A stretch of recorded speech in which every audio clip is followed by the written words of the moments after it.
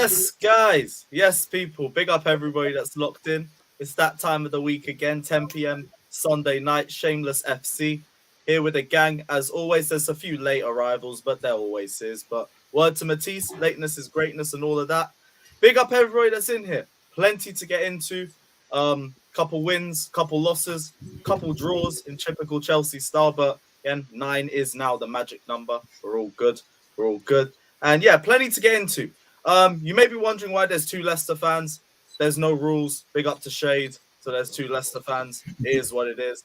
And big up everybody that's in the chat. Like, subscribe. Do have a couple bones to pick in the comment section before we go live. Said, we don't need to just start on a negative front like that. That's not even his fault. That's not even true, his though. fault. £100 million for what? Maybe he'd have more dribbles if he got given the ball more, innit? But more dribbles in his sleep, bruv. No, wake up in the morning, dribble on his face. Corella was asleep. That's who was sleeping, bro. And also me with that shit show in the second. I think you should play Mount there, but we move. Yeah, here we go. You know what I'm saying? Nah, Mount, we will get to Mason. Mount, 20 minutes, we still managed to play Havertz out wide. Dennis the Great, you've taken enough from us. You also have to dig it in. You also have to dig your finger in the wound with this. Congratulations, you're champions of the world.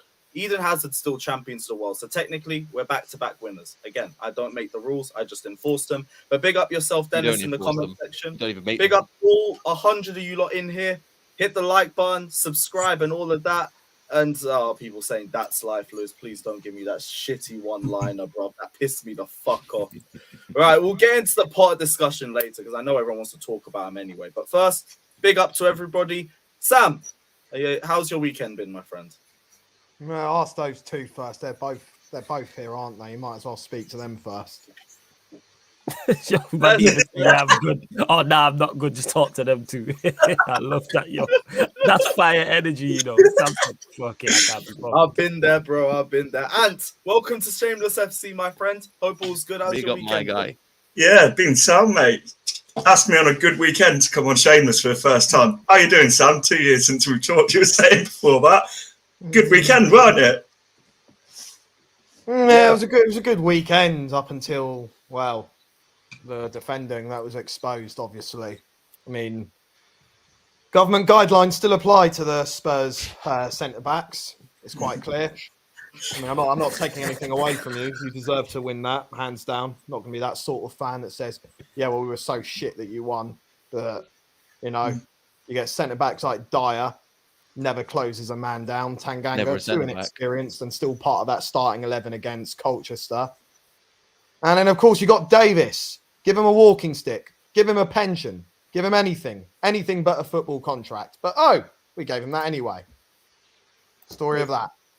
I thought it weren't even those, though. Every time we got the ball, it seemed to come down. What's the new lad that you've signed? Porro. Porro, but it's his he got targeted by Harvey Barnes every time. It seemed like we were looking for that ball. Well, the problem is that Porro comes from, and bearing in mind that we played against Sporting Lisbon, you know, their defenders know how to play from the back. Our current defenders do not, and Porro had to basically try and mix himself with that crowd. And there were too many misplaced passes. I think the one that led to equaliser might have been a misplaced pass from Davis. I can't fully remember because 4 goals is too much to try and analyse, you know, not just for football reasons, but for traumatic reasons too. And I think it's just too, am I wrong to say traumatic? I mean, you lot fucked us over. No, you didn't fuck us over even. It was the league for you to win. It was for you to win. And you lot forever remind us about... You say that, Sam. You were right, but even when we played against Chelsea, we were crap and they still beat us. Liverpool, crap, they still beat us. And they're going, how did that win? So it is what it is. But in this case, we actually turned up for once. It was not like, no, we're going to put the ball in the own back of the net, which nearly happened in the match a couple of times as well. Yeah. Yeah. So I was going to say, we look so much better though now. Now Maddison's not on the right. Now he's down the middle. It's like we're so much harder to play against because before you marched Maddison out of the game, there was nothing there. Now we can play. Now like you can play down the left, and it's it's not always Harvey Barnes that's being sort of marked out of the game because he's got Christensen overlapping instead of Luke Thomas just sort of looking unsure and like a rabbit in headlights. Does he want to overlap? Doesn't he? So Christensen instinctively is always making those runs into the final third. When Barnes is on the ball, you've got Tete, who's a threat on the other side. So it's a lot less one-dimensional where you mark one player out of the game before and you'd pretty much beaten Leicester. Now there's threats across the pitch. I think you just always had the players for counter-attacking football, and we've always had the defenders that just cannot see this style of play. And on their day when they really want to show up, that's when, like, you know, the holes are exposed and the true, you know, qualities are shown. And I think that was pretty much the summary of that game, really. You bring on an inexperienced wing back that tries to merge in with this defensive line, and it's very different to how he was playing at Sporting. And the same centre backs once again, who are not only, well, one of them's inexperienced, and the other two have just overstayed their welcome. And at least 3 out of 4 of those goals was down to them, and that's what makes it more annoying. And we've lost plenty of other games for individual errors, like against Arsenal. When we played Chelsea, again, individual errors from our struggles of trying to see off a set piece. Man City as well, when we lost 4-2 to them again. And it just goes to show that, you know, we're just too lucky to have Conte, and the most honourable thing he can do at this point is just leave. And so you think it's fully more the players than it is Conte in itself? Because I feel like at least he'd be able to get you guys in a better shape. Well, the thing about Conte is that he's not 100% blameless. Like, he could have done more, like, you know, make changes when needed to be. But if you have the same group of players and just, you know, a different manager, then the errors are quite obvious. But it's just clear that the fan base can't grasp when, especially when it's like, you know, in the protesting mood, where the real problem actually is. Like, I was like I said, just before we started the live, just before you clicked the live button and we were chatting, and I do my ground hopping content of that, I was at Birmingham City versus West Brom, and pre-match, them fans were all together, fully behind a complete individual cause, which was the ownership, and they did it right, and it reached the media. There was even talks of, like, you know, the fans even taking this onto the pitch. It didn't happen because they won, but at least you could see from pre-match that there was a huge getting together, a huge sense of community behind, you know, getting rid of something that's holding your club back or making your club absolutely abysmal. But we just don't seem to have that here. It's either it's on the players, it's on the manager, it's on the board, or it's a small mixture of different other things, but there are worse things out there at sea. That seems to be the way that I've seen it so far in this fan base. I did want to bring this up. I saw an earlier comment from Chris saying Fraser Forster dives in slow motion. I know there's been a lot of stick over Lloris this season. Do you guys actually feel like you missed him in this game? Or do you think it would have been the same sort of result? Well, look, again, within the fan base, there's been players that have been calling him to be dropped or get rid of him. Obviously, January's gone now. And then it's the same fans now all of a sudden saying, like, oh, why did you get this second keeper? End of the day, Forster's a second keeper. Like, I'm not expecting him to even be good, but we should never have been in this situation when the red flags were very clear and obvious, even like well before the World Cup, that Lloris is getting past it. Now he's beyond past it. But we should never have been in this situation to have to deal with these two keepers, and we've only got ourselves to blame and putting all our eggs in one basket for Pedro Porro, only to sign him for a loan fee with an obligation to buy, when we could have used all that time to look at, you know, available options for a goalkeeper. But unfortunately, you know, I have to be balanced here as well. I couldn't see us getting the goalkeepers we wanted. You know, I wanted like someone like Sanchez from Brighton, Raya from Brentford, Pickford from Everton. It's not going to happen in January. So, you know, I don't even know what we... Pickford? Yeah, Pickford. Nah, man. Well, listen, I get that you're Liverpool, Ryan, but I know you like to Nah, make he's it all crap, about man. Like, yourself as a Liverpool fan. As Liverpool fans, bro, he's do got best. mistakes in him as But- well, man. Loads of mistakes, man. More mistakes than Yeah, Ryan. but he's got an Everton defence in front of him, and he's still pulling off some mad stops from. Mate, from Jez, well, you know Bro, what? come on, We'll- man. Cool. he's a decent shot stopper, and that's what we essentially need. We'll But give Sam I didn't some- say he was my first choice either. I just said he was an option. You know, it's funny. It's funny how I mentioned Pickford, and then all of a sudden you go all guns out. But I never said he was a first option. Let's go, Sam. No, But- even Rob. I understand David Raya, to be fair, but Robert Sanchez is meaty as well. I can't lie. Do you see his mistake the other day? I do see like he has a habit of spilling it, but at least he tries to make the best out of it.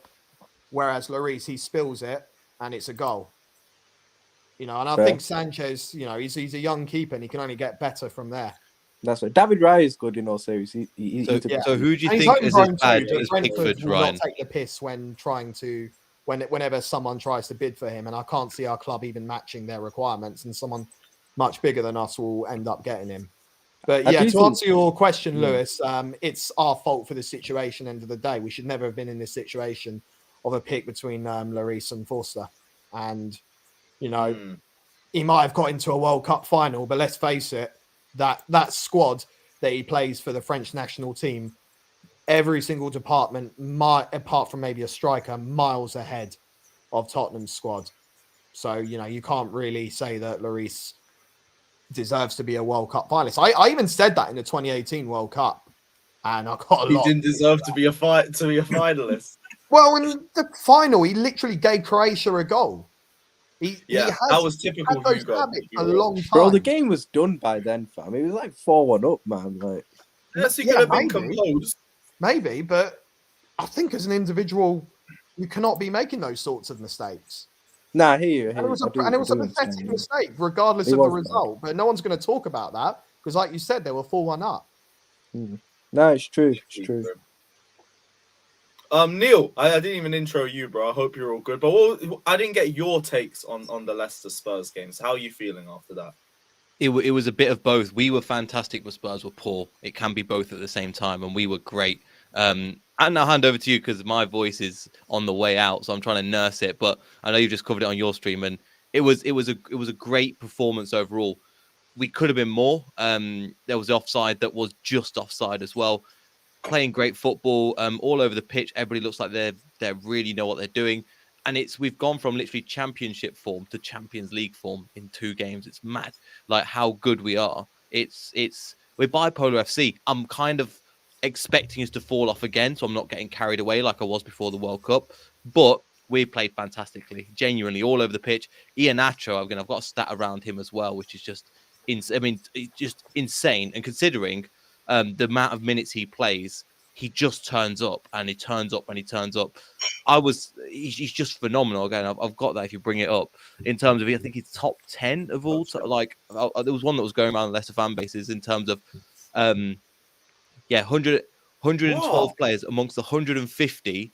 Kelechi Iheanacho is 10th in terms of minutes per goal and assist. Just behind What again, the Drogba, Cantona. I'm bearing in mind this guy doesn't play. Even against what's it called? He got a goal and assist first half in this game and brought off for 77 minutes, and he played 66 minutes, I think, against Aston Villa and still got a goal and assist. And he could have got a goal and an assist if it were just offside. So the guy's absolutely smashing it. Look We at won the names he's we won. around, by the way. That's ridiculous. It's Drogba, insane. And Cantona, considering- Jesus, Solskjaer, RVP. This is an Henry. unreal list, and this is the Jesus thing. is higher That's than crazy. expected, to be honest. That's crazy. Yeah, but I mean, but if you look at that, Ryan, 109 to 112, that's not a lot of time. Nah, Genuinely, it's not a no lot of time still. at It's all. very impressive. So it's unbelievably impressive. And bearing in mind, this is my gripe with Brendan Rodgers, hasn't played him. Now he's starting to play him. Now we've got the right. Credit to him, he's playing it now. We've got formation that we've got a right winger in there. But yeah, I think he's phenomenal, man. I've said to, and I know that, and Jan was like, I think he's fantastic. And this formation is getting the best out of him. So we're just doing fantastic stuff at the moment. Just big up senior, man. Well, what about Brendan Rodgers? What are we saying on Brendan Rodgers? I don't believe he's the right man to take us forward, but he'll do for now until. Make sense? So still, you'd rather Potter out, but it's like just the heat's off him a bit more now. Potter. No, that's you. Potter. Fam. That was Freudian slip My right there, bad. bruv. Yeah, my bad. Fucking Rodgers. Yeah, Rodgers. I think Ant was saying this yesterday, weren't you? That we don't want him to sign another contract. We just don't want that at all. Like that's going to be horrible if he does, even though he's doing well. And bearing in mind, it's only 2 games. Like, let's calm down. But at least we're pulling away from the relegation zone. Because I thought we'd lose to lose to Aston Villa. We'd lose to Tottenham, and then we got these guys next week. So that should be an interesting game. So yeah. Oh, and what else we got? So my voice is going. Yeah. No, it's like we said yesterday, though, before we went to the game. It's like there's a weird sort of split in our fan base of people that almost want to see Rodgers fail, which like I've never been in that camp of wanting to see him fail.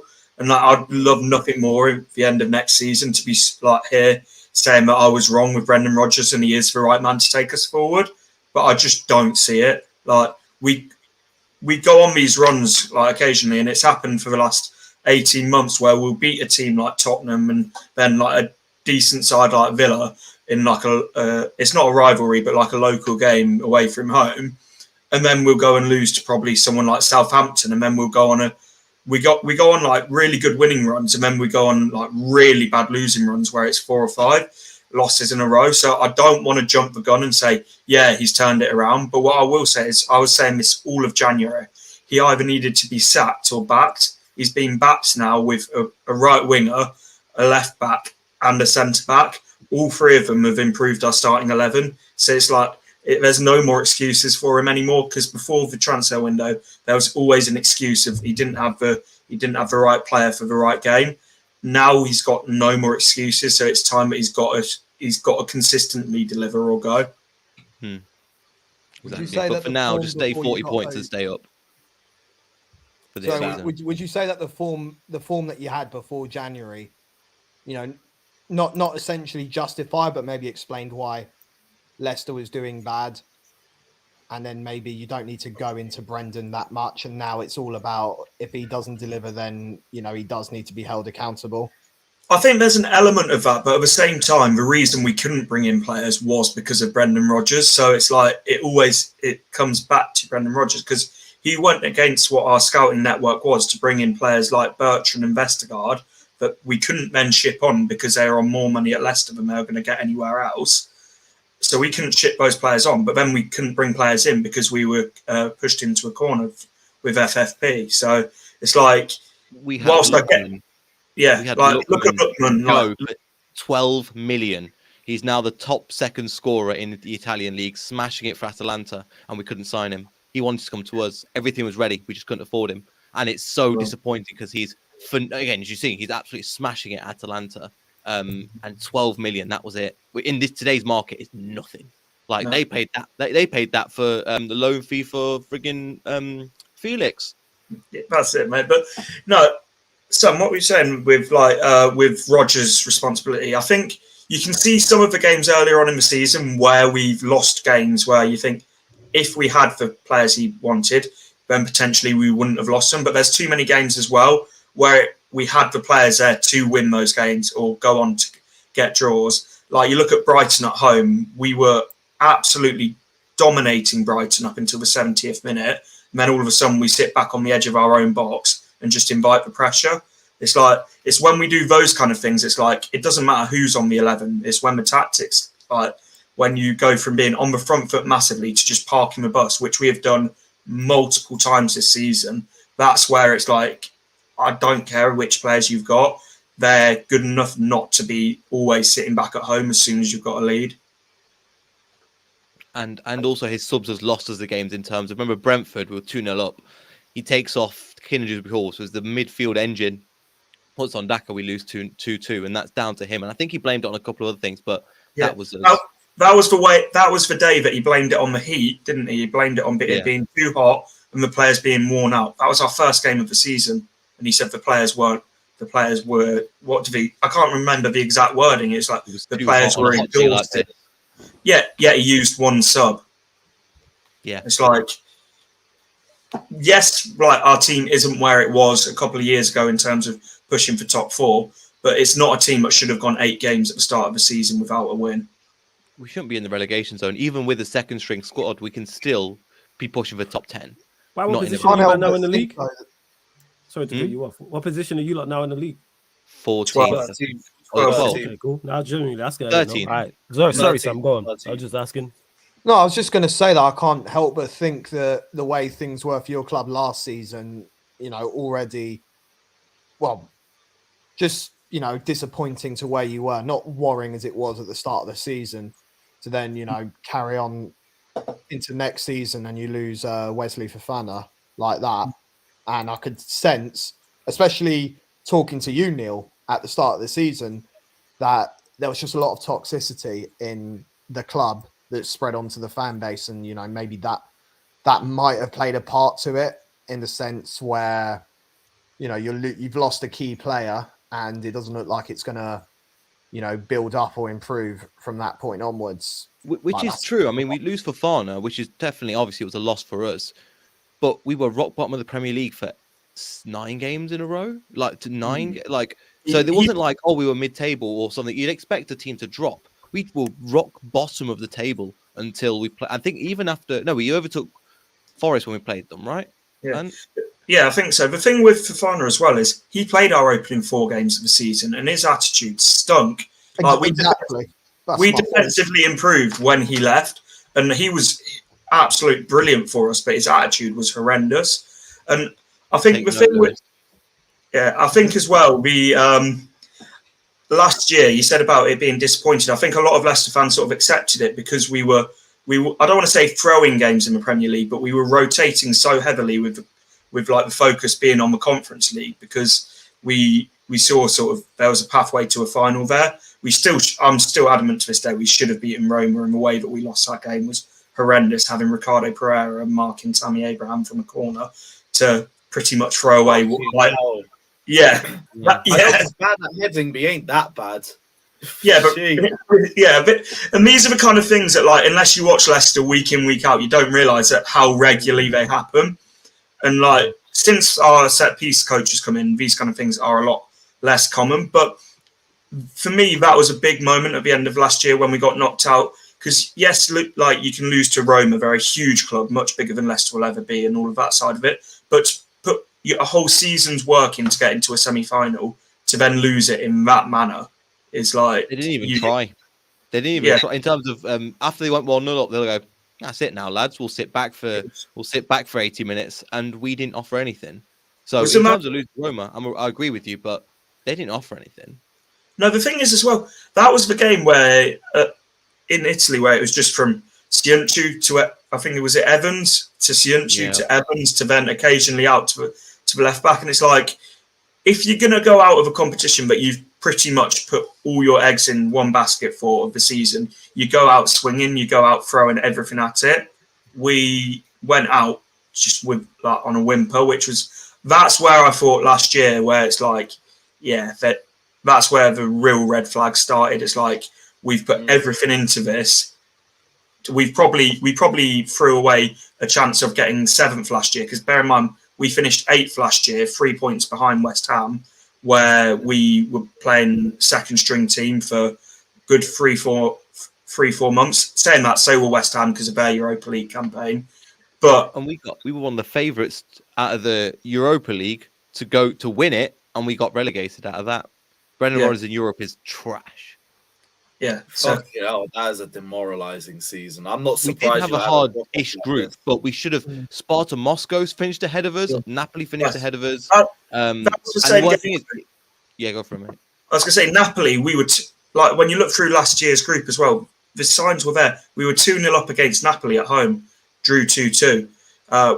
Was it away against Napoli? Were we drawing or winning? Conceded again. They played a second string team. Yeah, and like saying going away to Napoli and get drawing isn't a bad thing. But when you see, I guarantee you see the team that they played against us, you wouldn't recognise any of the names.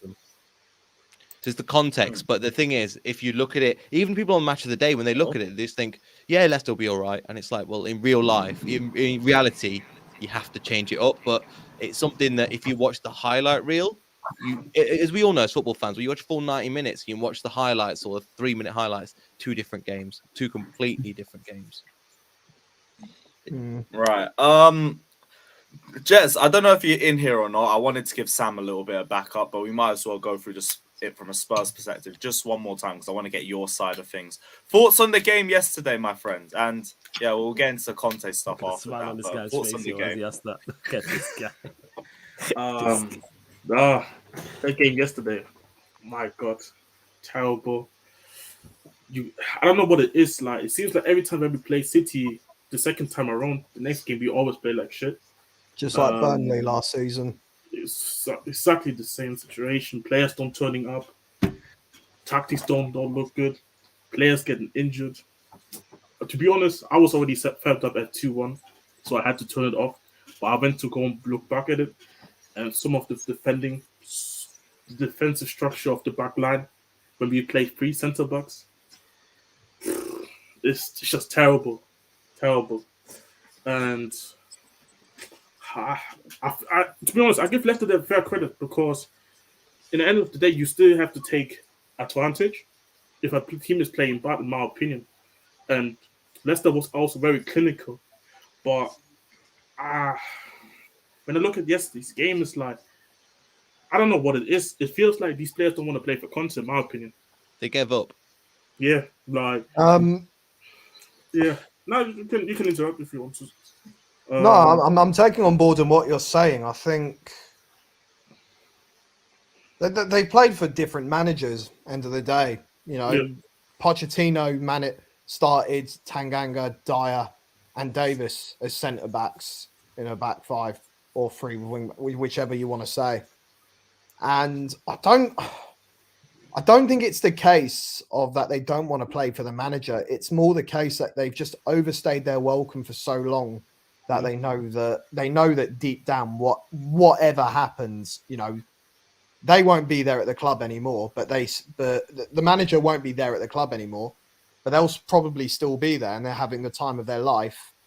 And you know, I noticed as well in the body language every time they conceded that there wasn't much communication on what are you doing, what did you do that for, why didn't you close him down, why did you just stood there? And I've seen it before under a different manager. Yeah, I agree. I think it's just centre backs that are taking the piss and thinking, you know, oh well, we just conceded the 3rd goal around, or the 2nd goal, or the 4th goal, whichever. We move on, and I think there's just a real deficit with mentality in our team. That's the main issue. I think That's the way I see it. I think there's a mixture of that and also just talent. Like when I look at the back line, I was thinking where was Romero until I realized he was sent off against City, and it's crazy to think that Dyer. It's crazy to think Dyer is considered our locker room, our dressing room as a leader. For me, that's very scary in my opinion, because even Conte himself, I think last season he was mentioning how Dyer is a leader in the team and how he thinks he deserves to go to the World Cup. So I think this is where I feel like Conte gave it from last season. He gave some of these guys too much trust, in my opinion. Some of these guys that we know that haven't been great for years, then they show a little purple patch from like half the season to a season, and then they're starting to drop off again. Like in my opinion, like I think this is where Conte got massively wrong. And even when I look Conte on the sideline, the guy compared from last season, this season, and obviously some people think this are not factors in the game. But when I look at him at the sidelines, this guy doesn't even look passionate anymore. Like he knows he's pretty much done after the season. And You say that, but he just came out of an operation, didn't he? But I mean in general from this season, not just yesterday. Yeah. But I think it could come down to the fact that he did lose like 2 to 3 people this year. But then in the same time, I look at it in the way of like everybody loses people, in my opinion. Like not everybody goes through hard things in life, and if it really is affecting him that much, then his assistant manager has to just take over, in my opinion. So I don't know what your opinion is on Conte. I already stated this on Flores channel multiple times, and that I think he should just leave. in my opinion, because not that I don't particularly want him to leave, because end of the day, it's another manager that has failed to deliver something at the club and was letting down by the players. But at the same time, I think there's a big issue with a big issue is the fact that he's just not committed by the end of the season, and I think the players are already comfortable enough knowing that he's not going to be here. So I don't know, like I'm personally done with him already. Sam, I don't know what your opinion is on him, but yeah, that's my opinion on him, to be honest. Well, I think that's a little bit harsh, to be honest, to say, you know, everyone. I'm not saying, you know, that's the right opinion or anything like that. But, you know, to lose players, to lose people in your life and still be in the job, well, you don't know how to react in the situation when it does happen to you. Mm-hmm. And when he's dealing with that and still trying to, you know, retain himself as a professional manager, you know, I don't think you can blame. I don't think you can blame Conte too much on the way he's reacting to it, because the truth is no one would react to it. This is what I mean. I don't have an issue with that. My thing is more of like, if it's really affecting him that much, in my opinion, he should just let his assistant manager take over, because it's not like the assistant manager can't take over. And you see also in different countries where like managers that just struggle to kind of coach at the moment because what's going through in their lives, that the assistant managers take over. But like I found it, I don't know if he's just tired, because yesterday his assistant manager also did the post-match interview as well after the game. So I don't know what's that about as well. And well, if we're talking about yesterday, he's probably just trying to recover from an operation, and he wanted to be there for the team. So for me, that says enough about his mentality. You know, most people. I rate that. In my opinion, I rate that. But at the same time, if you know you're not 100% full, don't you trust also you as your team as well to take over? Just because they literally just came off beating City, so don't you have enough trust in them to just like the referees on VAR this week? Facts. Fucking facts. Well, to go off that subject, really, they did a great job this weekend. Sorry to cut you off, Sam. They did. I'm just putting it out there. The referees, VAR, they did a great job. Hey, what a free pass for Chelsea. Refs did a great job. Oh, they did a great job. Fuck you, bro. Why are you mad at me? What's up, Lewis? What's up, man? VAR. Are you good? Yeah, I'm good. You seem like something's Man, upsetting you. I'm re-entered before puberty. Turned into 14-year-old. If you want to get something off your chest, Lewis, this is your channel. You are welcome to. And it was a good by the way. Fuck VAR and just fuck football. Can't wait. VAR ain't the problem, bro. It's the fucking officials. Our officials in this country are trash. I think people I'm need to here look at for managers 40 points, and I'm here for Sami Zayn v Roman Reigns next week. That's I all. think some people need to look at players and managers, but we move. Well, you lot carry on. No, I'm just saying that I think Conte is trying to make the best out of a bad situation. I mean, the truth is, you know, I do agree with you. I'm sorry, I don't know your name. I only know Valley Proud. Jet, sorry. I do think that you say some truth in it. It's not right for a club like Tottenham Hotspur to have Conte if this is the sort of relationship we're going to have between the manager and the board. Because let's face it, you know, Conte is a very specific manager, plays a very specific style of play. Our board cannot cater that. So you do have to think back in hindsight, you know, why did you employ him in the first place? Mm-hmm. The thing for me is that judging from last season, what he could do with that squad was enough for me to want to keep hold of him. But that doesn't mean that we've got to retain onto them. You know, what we should have done is, as well as, you know, bring players in like Basuma, Perisic and whatnot, that you've got to ship off players too. But we didn't do that. We just kept pretty much 90% of the players that we already had, if not all of them. And you then think that's because you you couldn't get new faces in and try and merge it in and see if, you know, that dead wood would rise up, which we've seen it before. It didn't.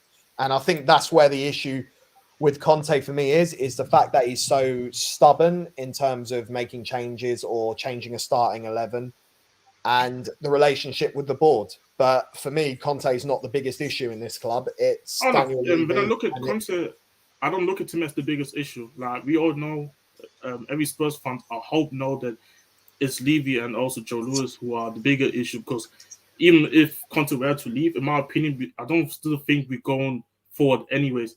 It's me just talking about the current situation. And even if I think Conte stays, but even if even if I think Conte stays through past the summer, I still think he's not going to get back to the extent he likes to get back to, which then, in my opinion, we're going to just have, again, the same type of season again.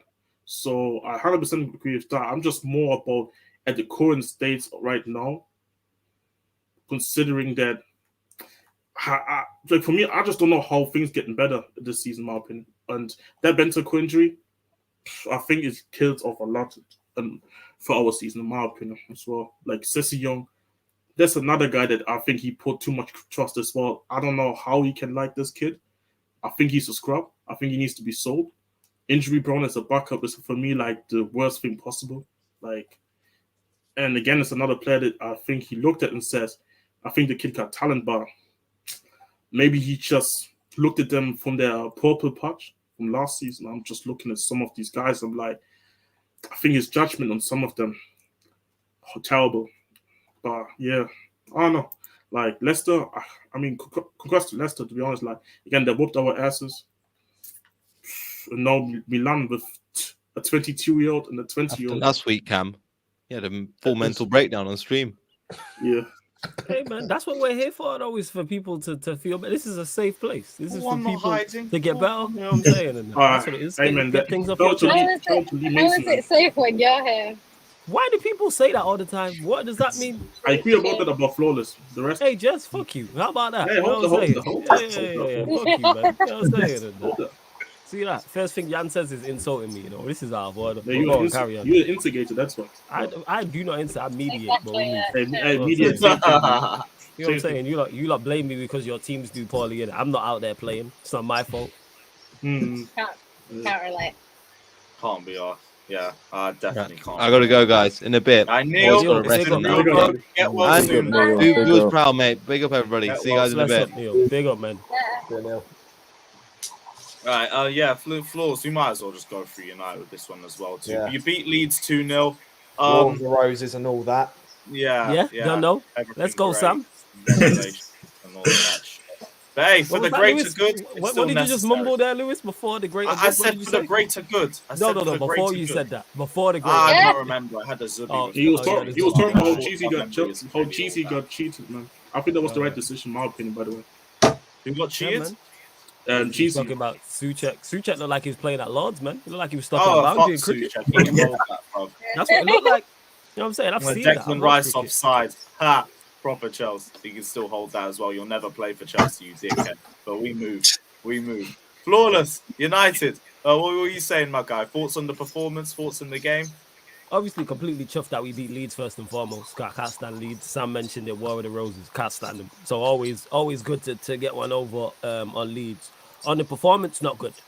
Not good. It was a proper ugly performance. But It was a proper in the trenches I- performance, wasn't it? but I didn't expect anything less considering going away at Leeds. The place is going to be rocking. The players are going to be up for it. We just drew against them 2-2 on top of that as well. And we had players missing. No Casemiro, no Eriksen. You add on top of that, Varane doesn't play. Martinez doesn't play. That's literally our 2 starting centre-backs and 2 starting central midfielders. No Martial as always. That's another key player. They're 5 players who if are fit, they all play for us. So a midfield of Take care, Savić, Jez. Fred. Big up. Yeah, big up Jez every time.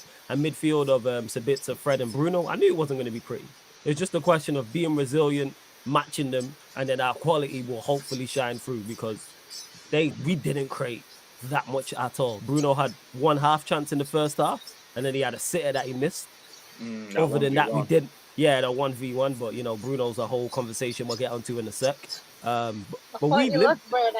That's it. Yeah. As much as you love Maris, but I do love Mario. yeah, sure. And it's saying that through gritted teeth. I remember As I was Amara's saying. agenda. Yeah, It's serious just before I was shit. rudely interrupted. Anyway, as I was saying, yeah, defensively we've been solid all season, and that's been the backbone of our team and the backbone of our results. And for all the possession Leeds had and all the quote unquote dominance, they only really created half chances. De Gea made a couple good saves, and then our first goal was incredible.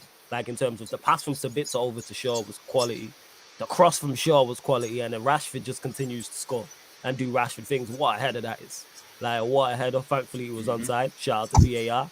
And then the subs Fuck as well. yeah.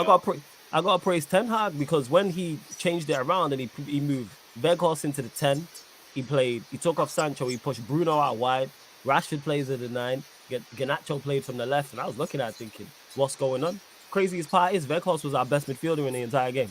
That was the wildest shit about it. And he also played his part in the second goal as well. Good finish by Garnacho. Very, very good finish. I thought Meslier made a mistake because he went near post, but he's done him like with the eyes. He's thinking he's gonna whip it far post, and he's done him at the near post. So overall, yeah, man, resilient performance. And I said it as I'm doing the watch along when it's 0-0. So this game's there for the taking. Like we can nick this like undeserved, and we did that because minus Dalot hitting the bar in the second half, we didn't create nothing. Like we didn't even sustain any attacks up until the goal, which was like the 80th minute. But yeah, man, overall, you still won inspired the performance. Yeah, we still won, and that's what Ten Hag and the players have been doing because our lack of quality is evident. What title contenders do. Listen, flawless. That's what title contenders do. Sign a champion. Go on, Sam. Go on, Sam. For me, this season, it's all about which other teams can catch up with Arsenal, and I don't want Kankan to start screaming again. But I'll happily just say, my friend. I'll just happily say, you know, I need Arsenal Listen, I know you do, Ryan. Listen, what is this show called? Before Cam goes, because yeah, big up to Cam and that. I've said it to Lewis, I'll say it to you, Sam, I'll say it to anybody watching. If you are banking on Manchester United to win this league, you are backing the wrong horse. We are not capable. We do not have the quality. I can't repeat this over and over and over again. Do I want to be wrong on this? Yes. For every game there is today, there's a Leeds game where we just drew 2-2. For every game like there is today, there's a Palace game away from Can I ask you a question? I feel like, before you go on, I feel like this is deja vu. Before this week, before we played Leeds twice, it was, Manchester United in a title race. And I said on this very show and on other shows and on my own channel, what happens if we drop points in one of these games? Lo and behold, we drop points. Before we played Palace and Arsenal, the week before that, I was saying the same. What happens if we drop points to Palace and or Arsenal? Are we still in the title race? The way this is flip-flopping. Like I said, look at our team. What if you win your next game and Arsenal lose to City and you're suddenly 2 points behind them? I still maintain the same stance that I've said because there are two ifs. Why is it a guarantee? You're also talking about if they drop points, if United drop points in the next few games. We've seen because I'm saying look at our quality. It's no guarantee we now go and beat Leicester. Why is that a foregone conclusion? To be fair, the way Ten Hag manages games, the way the United have been as a team, fantastic. I could see you lot winning. Magical. Like in the Ten Hag deserves he deserves the whole florist more than flowers for what he's done and how he's doing it. But Ant said it there. We also played Barcelona 3 days before we play Leicester. Yeah. And he's prioritized in the Europa League. That's why Varane didn't play today.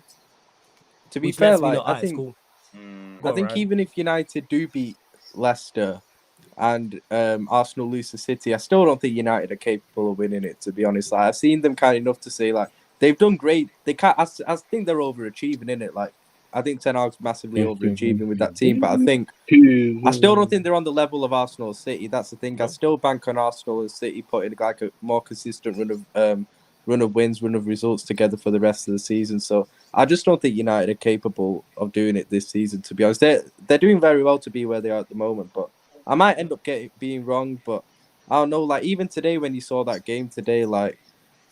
United weren't great in it, but Leeds, like honestly, I hope Leeds get relegated, man. Like Patrick Bamford and Jack Harrison don't deserve to be playing Premier League football, man. So to all the people in the chat talking about, United stop him. How about you go to the other side of Manchester, with one of the greatest managers of all time, and talk to him. Talk to them. Yeah, why don't you talk to the team that have won 4 titles in 5 years? Yeah, go talk to them with that world-class bench. Just as a nation, we need to unite. Yeah, talk to Dion. I'm saying, no, but would you rather Arsenal win it over cheating team, basically? Like, wouldn't you rather that at the end of the day? Yeah, it's going on. What are you saying? Flawless. I want to ask you a question here because you would know this question answer. When I said, what did I say at the start of the season? You did. At the start of the season, not midway through, before the season, even before we even kicked a ball at the start of the season. What did I say? You stated that this is the period of time where Arsenal get found wanting. You have stated this not just recently. You've said this for the long, like you said from the start of the season, that this is the period of time where you're like, all right, let's see if we can get over this February, March, April type period. And what's You did happening? say this. Yeah, you're right so far. Bro, it's two games, fam. Like, it's a little blip. Nah, bro. Happens, man. Listen. It's 2 games. Then it's 3. Then it's 4. Bro, it's then not it's that we deep, might get bro, like, like- we might beat Fulham. Woo! And then it's one Every game team again. goes Then through a it's little 2 blip, games. bro. That- Like, every team does go through a blip, but what they've done with drawing to Brentford, now that game against City on Wednesday, put is pressure much more on the pressure. City It's game, a I lot know, more yeah. pressure than it had have been if they had beat Brentford. nah, I hear you, Yeah. but So I get I don't know. what I feel Cam it's, saying, I, and I Cam feel Cam's like been Arsenal around long fans are enough. He being a bit knows. too reactionary. Still. But the thing is, Cam knows. He knows the importance of. Sam, big up yourself, G. Yeah. Bless. Yeah, man. Big Take up, care. Sam. Night, Big bro. up. He Big knows up the yourself. importance of what happened. But yeah, with United, I just like how we're taking over. We're still in all 4 competitions. And I've said it. The only competition we're in, I genuinely believe that we can't win is the Premier League. That's why, to me, it's 4th priority. It was important we won today for momentum. Form isn't something you can switch on and off like a tap. So it's good considering we are playing Barcelona on Thursday. And that's going to be a tough game. But that's a competition I look at and go, yes, we can win. Obviously, we've got the You Carabao have Cup a good final. run of games coming up, though. Yeah, there's a lot of games coming up. We're playing once every 3-4 but days. you got a That good ties run in. of them too. Like if I'm looking at just the league, like yeah, you got Barcelona in between here. Leicester, like I don't think they're pushovers anymore, but I still think This is you'll my beat point. them. Brentford got postponed, League Cup Yeah. final. Then you got West Ham Liverpool in the away. cup. Liverpool That won't away. That's an be you easy can game, win fam, for you. there. That though. will not be You can easy. win there. Southampton, you can definitely beat them. We can beat Southampton. This three, Brighton though, will be tough. here's where it Right, gets. see, so they're tough. Minus Southampton at home. They're tough games. Leicester at Here's home now. where it Leicester are in good form. That's not an easy Forest game. is a piece of piss, Ignore to be Chelsea, honest. though. Nah, what I'm saying is Liverpool away is never an easy Nah, game. it will be easy It's for not. you. Nah, man. you'll beat When, Liverpool. okay, You'll okay, beat Ryan. When, Liverpool. You'll okay, beat Ryan. us. When is okay? So when in the history of the Premier League have Manchester United gone away to Liverpool and it's been an easy game? Nah, We're I in do hear. No, 2023. I'm not sure if it will be easy, but I think you'll win in it. Like, I don't Because see my us point getting is, any. I'm not saying that we can't. I'm not saying we can't win. What I was saying to you when we was having this discussion in the comments, and you was like, "Oh, I'm going to come on and cook you." No, and then I'm not didn't saying you'll mention beat it. us like Is the 3-0 fact- or is something. that this is what this guy said? This guy was in my comment section talking rubbish. Oh, look, Ryan cooked flawless having a so fucking day, so bro. it's hilarious. Here's the thing: is I've seen better Manchester United sides play worse Liverpool sides and go to Anfield and not win. So it's Bro, not. If out Ryan of the cooks realms of flawless possibility. one We are day, yeah, telling- I'll be Again, there with my you are popcorn. not. That's not what I'm saying. Hear the words that are coming out of my mouth. I've seen better Manchester United football sides go to Liverpool, and Liverpool have had worse sides than this, and Manchester United not win. The gap between these two sides, I've seen bigger gaps, and us not win. I've seen Premier League, Champions League winning Manchester United sides go to poor Liverpool sides who don't have this quality or this manager and not go there and win. Anfield is going to be a tough game. I'm not saying we can't win. Personally, I think it will be a draw because of the amount of games in and around. I'd take a draw It's not right out of the now. realm- I'd be yeah, it's buzzing not out with of the it. realms of possibility. We go there and don't get a win. Similar You might to be Leeds. the only Liverpool fan that actually takes a draw. I think every Liverpool fan are like looking at that saying we have to beat United at They'll least. be up for Like, it. The place No, we'll be up for it, but I'd take a It'll draw, be man. I just beautiful don't when want they to lose to them. They're gonna be rocking. Anfield's gonna be rocking. They got nothing Yeah, to it'll play be for. rocking. I It'll be agree. I rocking for agree sure, flawless. bro. But I've seen a Fergie side that's like 20 times better than My point. a Rafael side. Benitez side, and Benitez side is like just at Anfield has just like completely shut down that Man United side. Like I've seen it. Like to be honest, when it comes to derbies, yeah, it does. Obviously you need to be informed in that, but when it comes to derbies, it's mainly who's up for the derby more. That's gonna be. Yeah, That's how I've seen it now. Like when it comes to them kind of derby, not just any derby, but them kind of derbies, like I wouldn't be shocked if I was to wake up, like if I didn't sleep. I mean, if I didn't wake up on that day and wake up the next day and see Liverpool win, I wouldn't be shocked. It's not a surprise. It wouldn't be a surprise, you know what I mean? Even though Liverpool in bad form, it's not. I get Liverpool in bad form, yeah, but you still got a quality side there. It's just they just dipped this year. Hopefully by then we'll have some players back in it. Like I think Jota's back tomorrow. And Virgil That's what I'm will saying. probably So be back. I think that Liverpool game, I reckon that Liverpool Man United game, it'll be tough. I think United will probably be more favourites in that game. Yeah, if you're if looking on the anything, league it'll table. probably But be United. Our fixture list here is not favourable. Like I said, no, I'm not saying no. I'm not saying it's not favourable. But what I'm saying is if you're looking on like if you're gonna go on form and statistics and that, yeah, United look more favourites than Liverpool. But if you're going on like an actual football, you know, when you see, you know what you see, like it's Derby Day, like it's peak, bro. Like it's gonna be tough.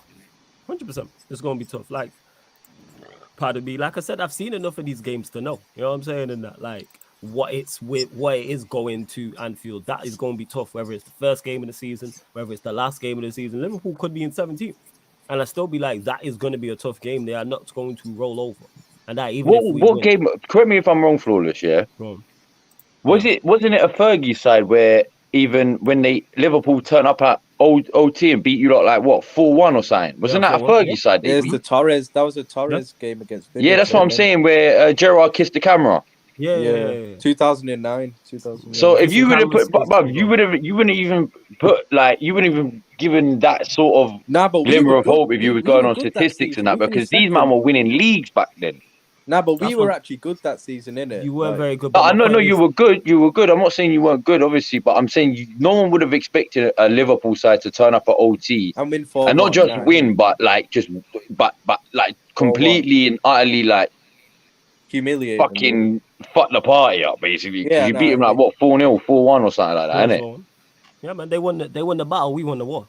Absolutely. And that's I just see Casemiro absolutely dunking on our midfield that game. Oh my God. But like I said, I've seen better midfield. I've seen us go there with better midfielders and struggle. We went there with the best midfield too we've ever seen in Keenan Scholes. You got too many players, man. Wasn't that better Liverpool sides? I was responding to that chat. No, go back and check the Liverpool sides we played against. No, on paper it's not better. Those teams are not better than this one. Yeah, with like Leonardo in midfield and stuff. Like, go check their team. I'm saying, don't let Ryan and how bad Liverpool have been described. This is not the worst. No, we've been bad this season, but on paper, this team shouldn't be as bad as what it's showing in the table. In my point is, yes, they're not even though they're in. Thing is, yeah, if Nunes and Gakpo would have lived up to the expectation that you bought them for, this Liverpool side will be cooking.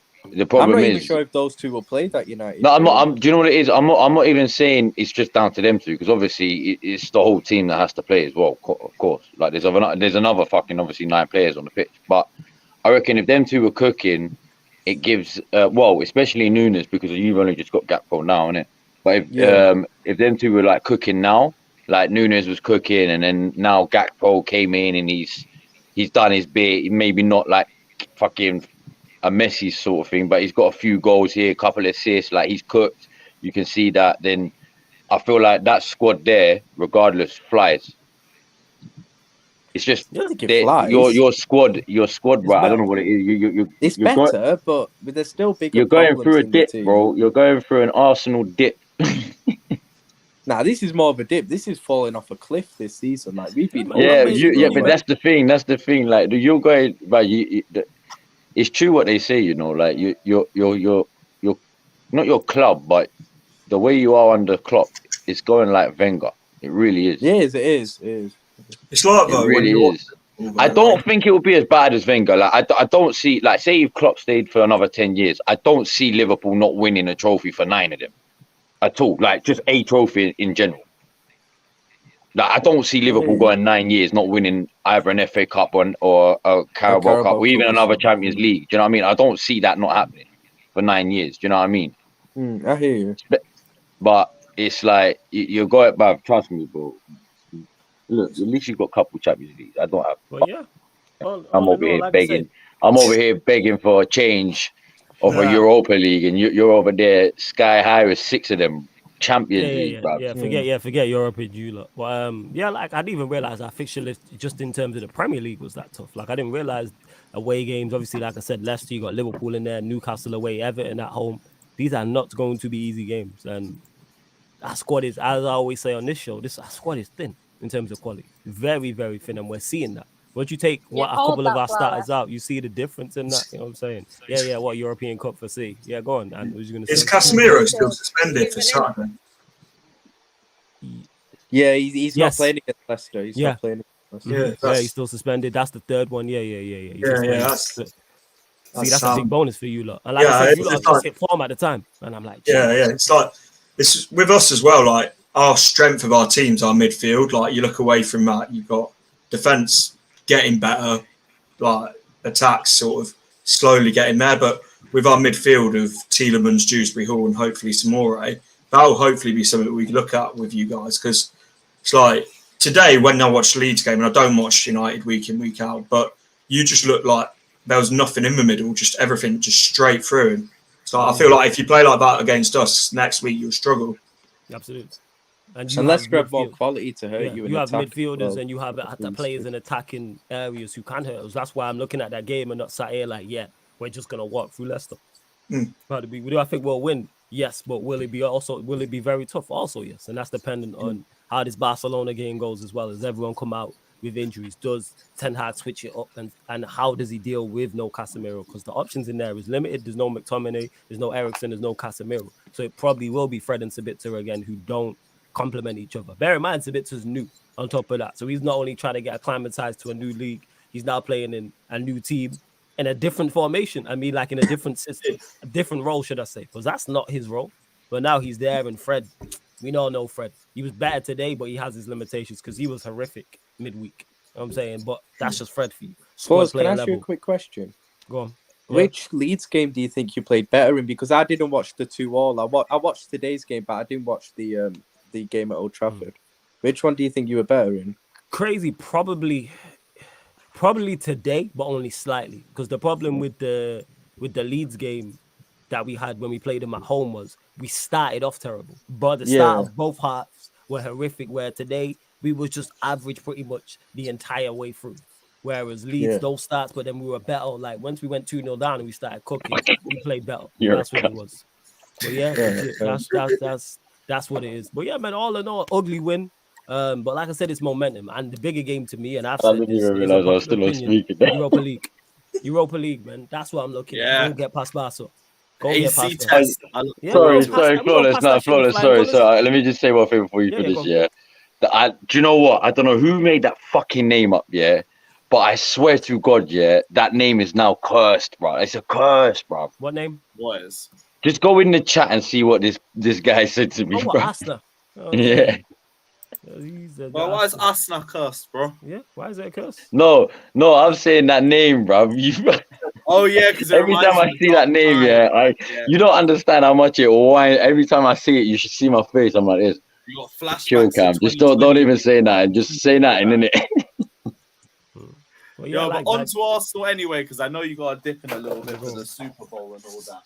More drop come on, points. I'm trying to see my Eagles win their second Super Bowl and what time does it start? Come. Starting now, but I don't know when. I think the kickoff might be for another. It might be now, but it might not be for another half hour. So I'm gonna check in a minute. But yeah, man. More drop points, bro. Trust. Oh, before you go, big up DK saying next season the title is ours. Book it, God willing, my friend. God willing. Can I just quickly say one thing? I was managers get back-to-back wins first, but go on. Do you know what it is, Lewis? Yeah. Let me before I say what I need to say. Quickly on Arsenal. Yeah. I was talking to one of my punters today, innit? And he said, and I didn't realize this. He don't think Chelsea would be that good for. Unless they have a major clear out in the summer, like a major clear out, he don't think Chelsea will be that good for a while because you got way too many players, bro. Yeah, that summer clear out's coming, man. Look, unless there's a massive summer clear out, that's going to be peak for Chelsea because you're going to have too many players like wanting to play and they're not going to be able to play. And then most of them are shit. So. Do you reckon you're going to have the problem we had last summer where we tried to get rid of players, but players didn't want to go because they was on more money at Leicester than they're going to get anywhere else? You pay big money for, like, you've got a lot of average players on big wages. When Minerals Mount signs that new 6-year contract, that new death row contract. Mount's going to have that 1 year. Mount's going to have 1 year left on his contract. His arse will probably be leaving if you don't re-sign. Aspi probably going. Jorginho's already left. Kante we're not sure about. Kova we're not sure about. Aspi, Ziyech wants to leave. Pulisic's probably going to leave. Oba's probably going to leave. That's about 7 off the top of my head already. We will have players leaving. What was that? I said, is there anybody left? The amount of players you just listed through them. Yeah. The new signings, the youth, Reece James, Chalobah. Don't ever tell me about the youth. This guy don't give a fuck about the youth. If he gave a fuck about the youth, he wouldn't be spending 600 million quid in 6 months, bro. We're spending 600 mil on our own youth. We're spending it on our own youth players. On your own youth, the youth that have already developed. Fofana, Andre Santos, Chukwuemeka. Who else do we have? Badia Shield, he's young as well. Man said Cobham is so bad that I had to restructure Cobham itself and get my own youth. Cobham's all right, but we just have a pandemic of road runners that we need to get rid out of our academy. Once we sort that out, we'll be all good. But yeah, man. So now let me. Yeah, nah. Basically, yeah. Yeah, man. Arsenal, Brentford. Talk to us, fam. So do you know what? Yeah, I was upset. Yeah, like, not upset. I was just obviously annoyed yesterday about the result. But I said it on Thursday. I said on the Gunner Talk Meets Mandem. I even said that we need these next 2 games against Brentford and City are going to be, whether people realize it or not, these are going to be the two most critical games of our season. And all I want to see is a performance. Now, obviously, I want to see us win. We need to win, but I even said, look, if we draw or lose, if we draw to Brentford on some bullshit, yeah, which it kind of was bullshit, but I ain't even blaming VAR because we weren't even good enough yesterday, to be fair. But they deserve fucking 4 or 5 goals, but we were just some of the chances I saw them make was ridiculous. I know, that's what I'm saying. So I'm not even trying to shit on Brentford, innit, because they actually deserve. If anything, if there was going to be a win in that game, if you're looking at the stats and you're saying, oh, Arsenal made 20 odd shots and fuck the stats. Don't look at the stats. Them stats don't really tell that game, bro. You know what I mean? Like, if you was to look at the actual opportunities, Brentford were like, Saliba went 0 and 17 in duels, bro. 0 and 17, bro. Yeah, Saliba was getting bodied. He was against one of the best strikers in the league, though. He wasn't against one of the best strikers. Bro, no, I'm sorry, bro. If you're gonna, no, I'm sorry. You can't go 0 for 17, bro. You can't go 0 for 17, bro. I'm sorry, bro. You cannot go 0. I don't care if it's against Lionel Messi in his prime. You cannot go 0 for 17, bro. No, Ryan, it doesn't happen. No, but he's had a bad game. He's still but you can't. No. Because he's seen Virgil van Delegate have that. There's bad games and then there's horrific. You should not go 0 from 17. I know you shouldn't. That's really bad. That's really. I mean, 1 or 2 for 17 is bad enough, but at least you won 1 or 2 of them. 0. You're telling me he didn't win one single duel, bro? That is poor. I like Saliba. You know what, Ryan? Just for you, I'm a message Statman tomorrow, and I get the numbers just to clarify. I'll get the numbers off Bainesy. I'll shout him. Man went what 0 for 10 in headers or something like that, was it? What, bruv? Yeah. Man didn't win one single header, bruv. Like, you're meant to be a defender, you can't even win a header, bruv. And don't give me, it was Tony. I don't care, bruv. You can give me Ibrahimovic. He's had a very good season for you, to be fair. Do you know what I mean? Like, no. I'm not criticizing him for like he's been solid for us this year. I won't criticize him for that, but he has to be criticized for yesterday's game. I'm sorry. Like, there's some things you can't run away from. This guy was just, and to be honest with you, it's been mainly all the team. It's not just been him. It's been mainly all the team, especially ever since the United game. We've looked fucking knackered. Most of our players look tired, especially Martinelli, bro. Martinelli, because, like, don't get me wrong, I respect and rate Zinchenko. I think he's done wonders for our squad. Not just on the pitch, but off the pitch as well. Yeah. But every time he cuts inside, he leaves that left side open. Meaning Martinelli has to now cover this guy's ass when Arsenal lose the ball, if Arsenal lose the ball. So he's the one sprinting up and down the left wing. It's all right for Saka because he's got Ben White. Ben White don't cut in. He stays on the right. So Saka's already backed. I think with Martinelli is that I do think Zinchenko, like, kind of limits kind of Martinelli's game in a way where, because Zinchenko tucks inside a lot, it means Martinelli kind of has to pull out wide to, like, the touch. Yeah, that's what I'm trying to say. So because he's the one that has to cover Zinchenko. If Arsenal lose the ball in midfield or Arsenal lose the ball wherever, Martinelli's now the one because but it's that's not if even Zinchenko isn't in position. like- Martinelli's now the one sprinting back to cover Nah, Zinchenko's but I'm position. saying even when Martinelli gets the ball, because Zinchenko's tucked in, it means Martinelli's getting the ball like on the touchline. You want him closer to goal at the end of the day. Yeah, that's true. Yeah, that's true. But yeah, but look, this is why I wanted this transfer window to be a good one, because I said we need backups because this team is going to start fatiguing soon. You did say this. You did. Yeah, but you got your backups, bro. Come on, Bro, man. shut up, bro. Get that prick off of the fucking screen, bro. Hey, that's no way to talk about Ryan, man. What's wrong with you, fam? Respect the only UEFA Player of the Year that you Oh, guys. respect.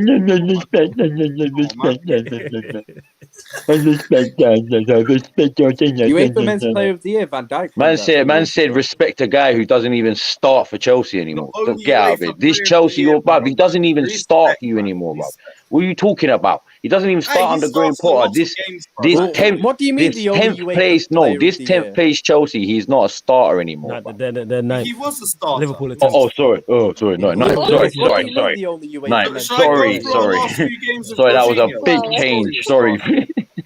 10th to 9th. I am Last so game, sorry. The Liverpool disrespect. started. Crystal Palace, Jorginho started. Fulham, Jorginho came off the bench. In that game. Lewis, what do you I mean don't the care, only bro. You UEFA can. Men's I Player don't of the care, Year, though? Lewis. You Don't can get tell that. me all the stats you want about your guy, bro. I know Who you took stand the one of our guy. starters? If he was Eminem, you are his stand. That's it. Right, moving on. Anyway, the backups we bought, yeah, that's it. We're done. It's not good enough, bro. Jorginho is not good enough. Fucking, I don't know who this you're Polish locked into defender your we start. bought. I don't know who this Polish defender we bought. Yeah, I still don't know how to pronounce his name, bro. Yeah, so I'm not even gonna attempt it. Isn't it like Jacob something? What I say about the Polish guy is I bet he wouldn't have went 0-17 in that game against I Brentford. bet you any money he wouldn't have gone 0-17, bro. He would have probably gone 3-17. Yeah, he might have won 3. You know what I'm saying? Do you know what I mean? Not 0-7. I'm sorry. No, Even who on else his would have debut, gone even if it was 0 his and debut 17 and he in didn't that know Premier League football, he's winning 1 or 2 duels, Yeah, bro. he's winning 1 or 2 in it. Yeah, absolutely. You know who else isn't going 0 and 17 in aerial duels? Come on, man. Because he can't header, bro. He can't jump. He can. Jump, what? A centimetre off the floor like a child, yeah? All right, say no more. Hey, but he can. He can. That's him jumping. My son, who's 5 years old, can jump higher than him. We talking about? I have to see that in practice first. Big up. But anyway, Arash so as well, but like I'm saying, look, at the end of the day, yeah, this is why I'm pissed off at the shit that we bought in January. Like, don't get me wrong, I'll give Trossard the benefit of the doubt because he is a decent squad signing, and I won't take that away from him because he has been pretty good for Brighton. I know he was out of favour when we bought him. So it's time for Trossard, yeah, but when it's Jorginho, he's just shit. Yeah, literally that. You know? It's literally that. It's literally. Why do you get away with this shit? See, if I was doing what Lewis was doing now, the comments, people in here will be like, "Yo, Flawless, you're such a troll." Right? You're over there trolling away, and no one says shit. Yeah, no. These are his.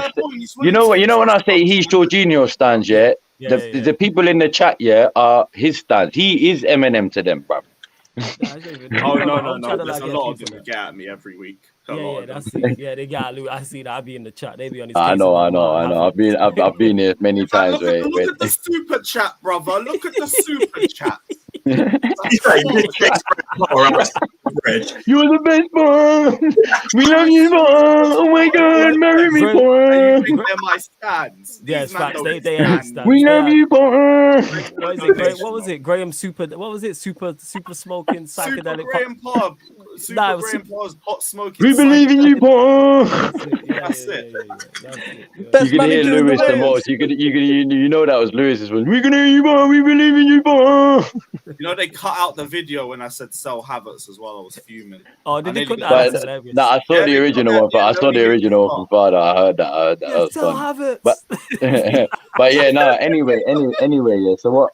Basically, it's just like, look. The reason why I'm concerned now is because for the youngers in the chat, for the younger lot, if you don't know anything before like sort of 2010. And I'm not saying, you went on YouTube. No. If you didn't live through that period, you won't understand why I'm saying how I'm saying it.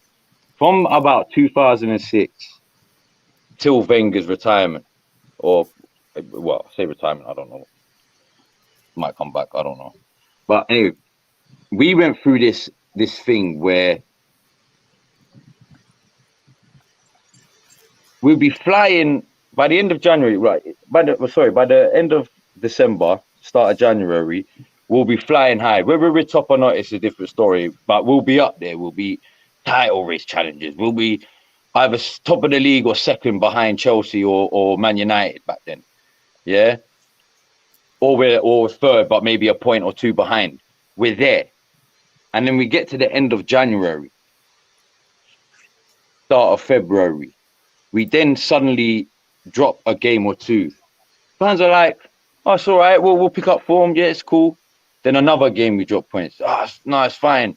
The next game, then we drop points again. And it's just a continuous cycle. And then I'm trying to stay positive. But I've seen it. I've lived through it. It happened every single year without fail. The only reason why you didn't hear about it in 2006 was because we saved face, even though we lost the fucking final, we saved face by getting to the Champions League final. We saved face. That's it. But people forget, we were lucky to even finish top 4 that year. Like, do you know how lucky we were to finish top 4 that year? If it wasn't for a West Ham chef poisoning half the Spurs squad, we would have finished 5th. Behind Spurs, believe it or not, who finished 4th. All Spurs needed to do was match our result. And they lost because literally 11 of their players were food poisoned.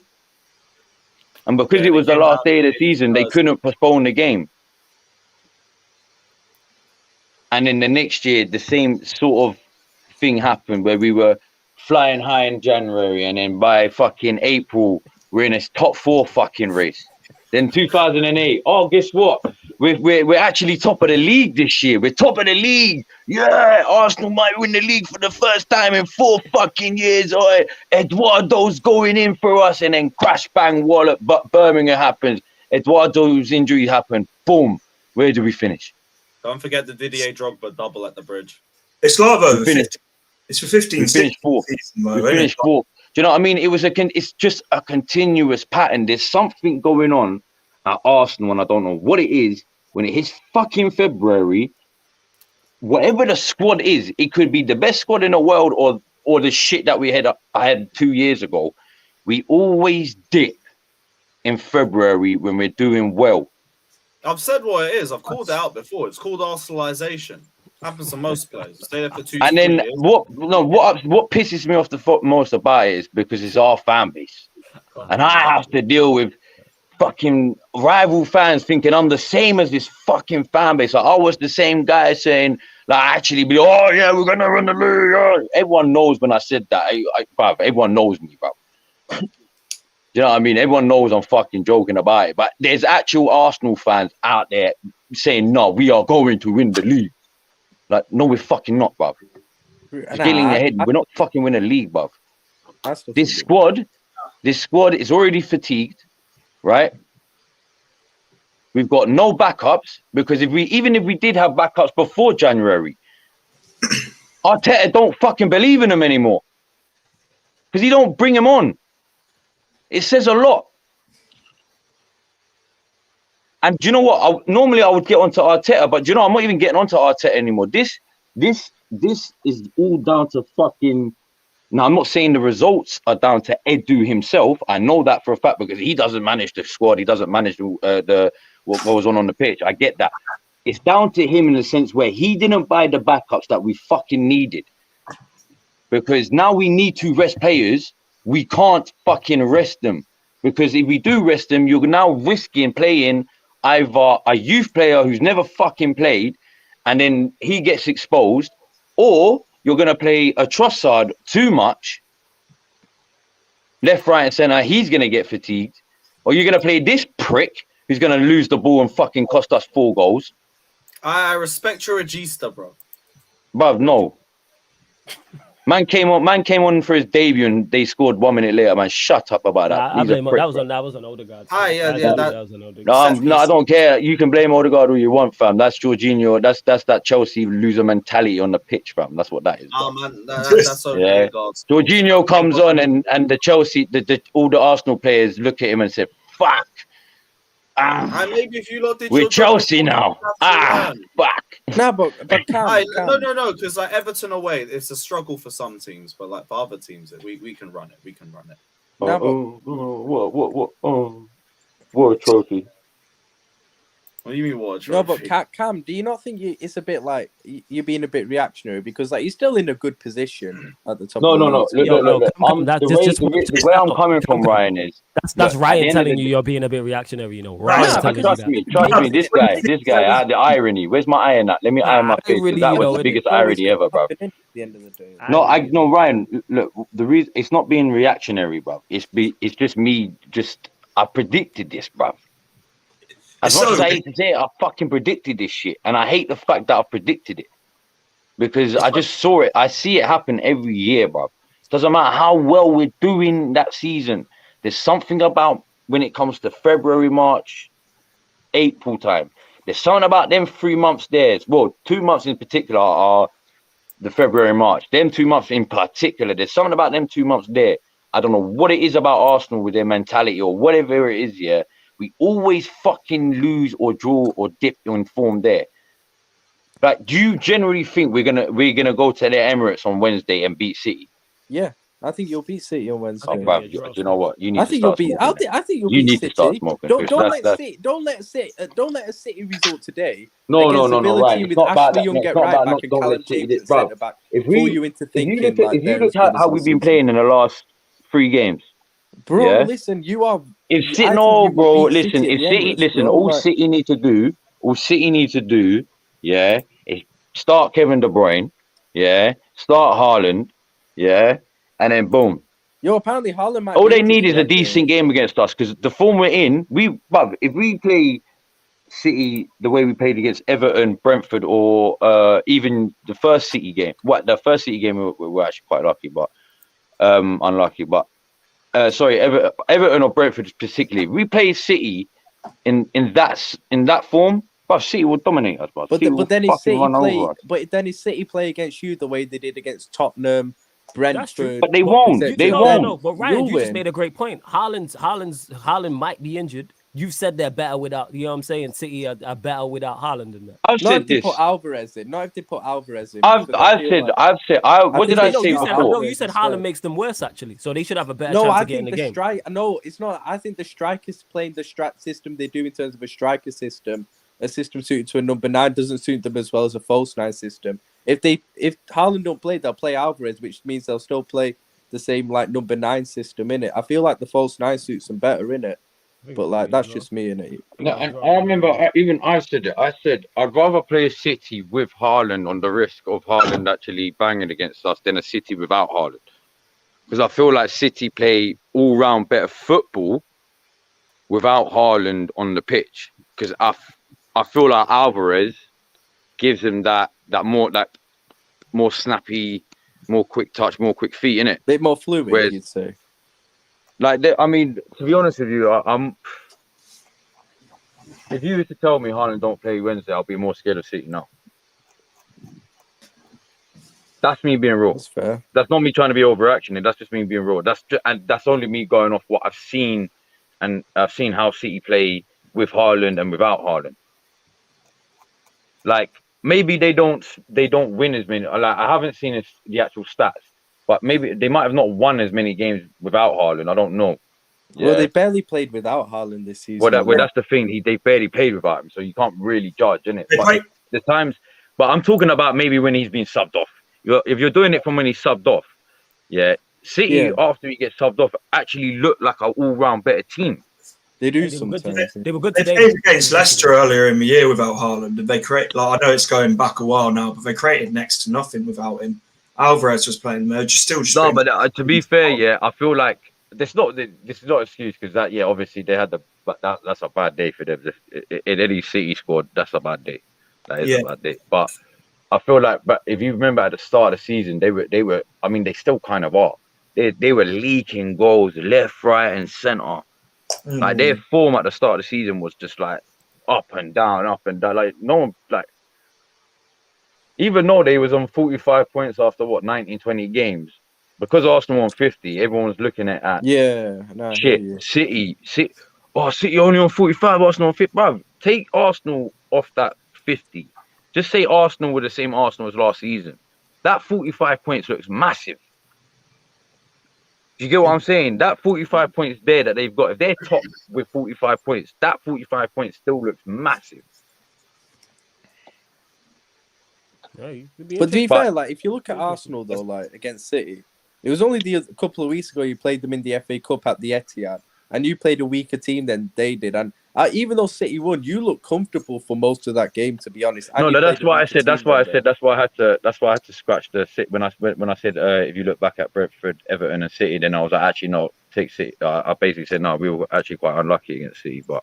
You were. I thought you were probably. But that's the thing. Like now, it's just one of them. I mean, if we start Trossard against City, yeah, it's not to say Martinelli is not good enough. No, it's just he needs a rest, bruv.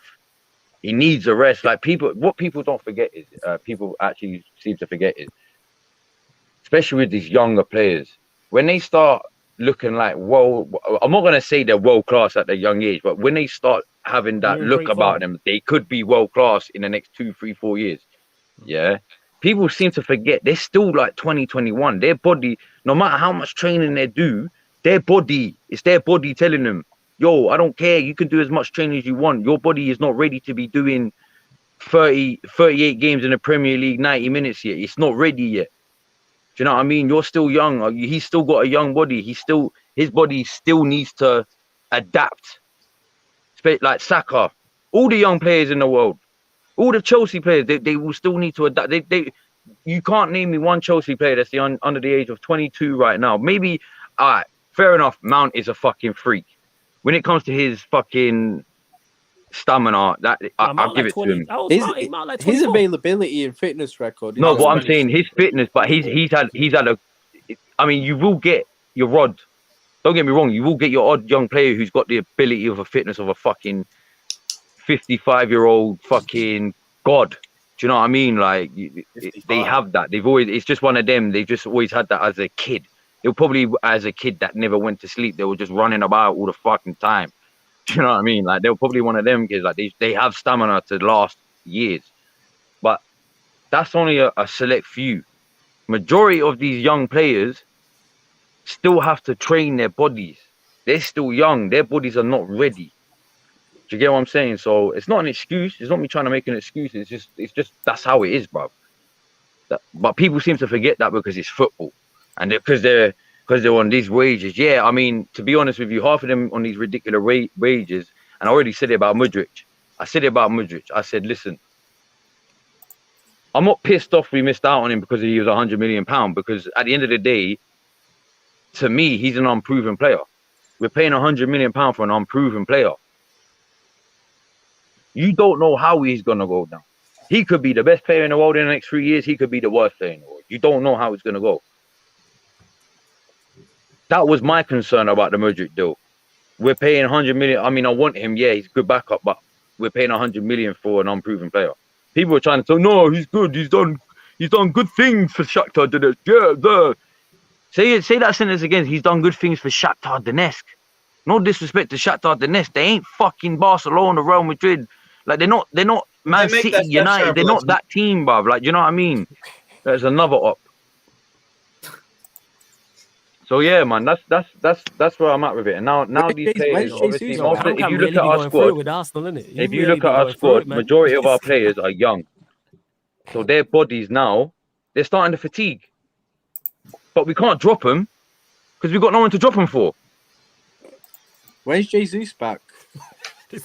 I can't wait for him. He's back. Hopefully in the next couple of weeks. Because I think last couple of games you've missed him. Like Nketiah's done brilliantly for you. Like since Nketiah, obviously last couple of games I forgot about that. Nketiah, like he's started to prove why we didn't want him to start in the first place. Last couple of games you kind of seen how much you kind of miss Jesus. Like, and Katie's That's done what really I mean. well. Like, I feel like hopefully the one thing I'm banking on, the reason why I don't want to get too upset right now about this whole downfall in February is the one thing I'm banking on. I want to see when Jesus comes back. I want to see if these players actually.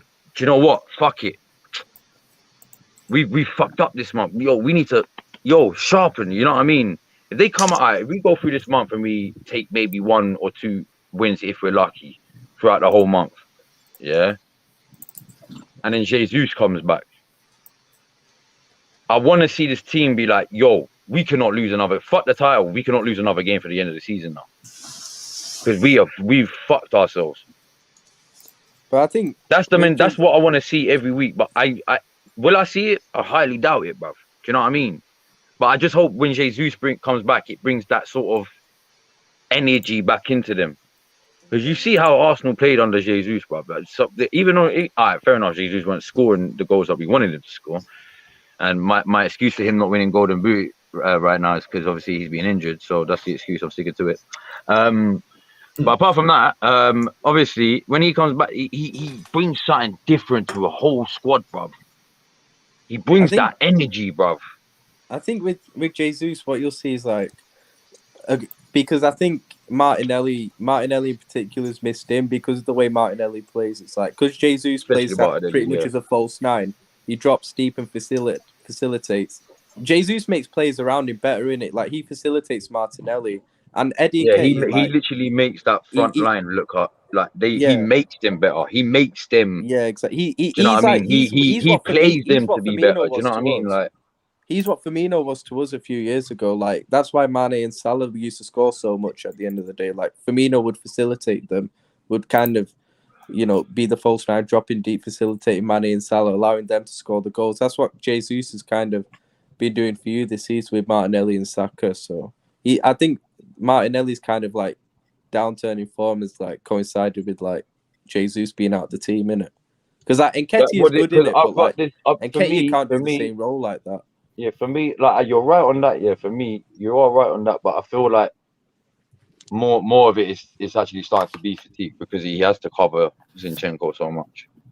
Yeah, that's fair. That's fair. Do you know what I mean? Like, but I don't disagree with what you said. But then wouldn't you say Zinchenko, when Jesus was in the team, Zinchenko was still playing that role and Martinelli was still balling out? Yeah, but did you notice when Zinchenko? Sorry, not Zinchenko. When how many times Jesus was on the ring?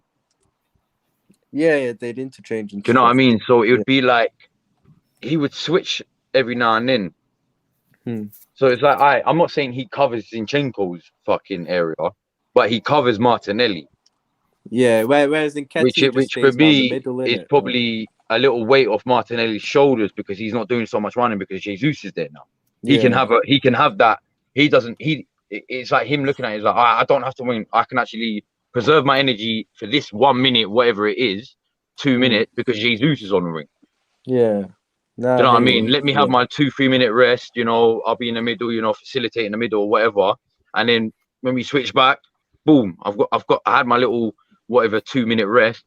I've got the energy back in my legs. Let me now be on a wing. Do you know what I mean? So that's what I did realize about Jesus quite early. Like, he used to go on a wing quite a lot, especially Martinelli's wing. Yeah, that's like Saka. He didn't like. I know I did see him on the right, but he was mainly on that left. Mainly on that left, because I feel like with Saka it's different because, like I said, Ben White's there. Ben White don't cut in. He doesn't cut into the midfield. He stays on the right. He stays in his lane. Do you know what I mean? Yeah. Whereas Zinchenko don't stay. He'll either cover Martinelli or he'll cut in. Yeah, he does. Yeah. And then when he cuts in and if we lose the ball, then that's when Martinelli's in a struggle because now he's running back trying to cover Zinchenko. Yeah. Would you prefer Tierney out on the left than Zinchenko? Well, this is the thing. He doesn't want to play Tierney. Yeah, that's true. You know what I mean? Like it's not like we haven't got players to play, but it's just like he's obviously lost belief in half his bench already because he's not playing. Yeah, because the bench ain't good. That's why. That's what I'm saying. He's not playing. I like Tierney in it, but like, I don't know why. Just flash up the picture of Jorginho. I'm on another screen. Fucking hell, bro. Like, put them both on the pitch. Fuck. Yeah, I didn't get the chance to. But yeah, Unless they played.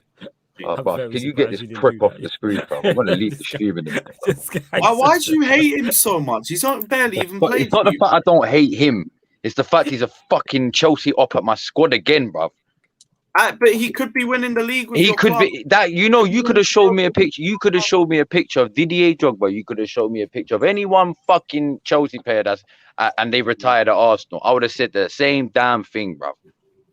Because they're at Arsenal, they're pricks. Even if Yeah, they they do are stuff Arsenal. for your club, like I don't know, Oh, what? Name me one of the fucking Chelsea players that have come to Arsenal has done something.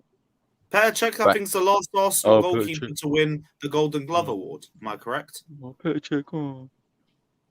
Like, so I'm right. There's one that's done something for you guys. David Luiz. Not as Yeah. FA Look Cup at winning run. the goalkeepers that David were on Luiz? show that we should have had that year. That we ended up signing a fucking Chelsea team. You signed a legend, a Premier League legend in Petr Cech.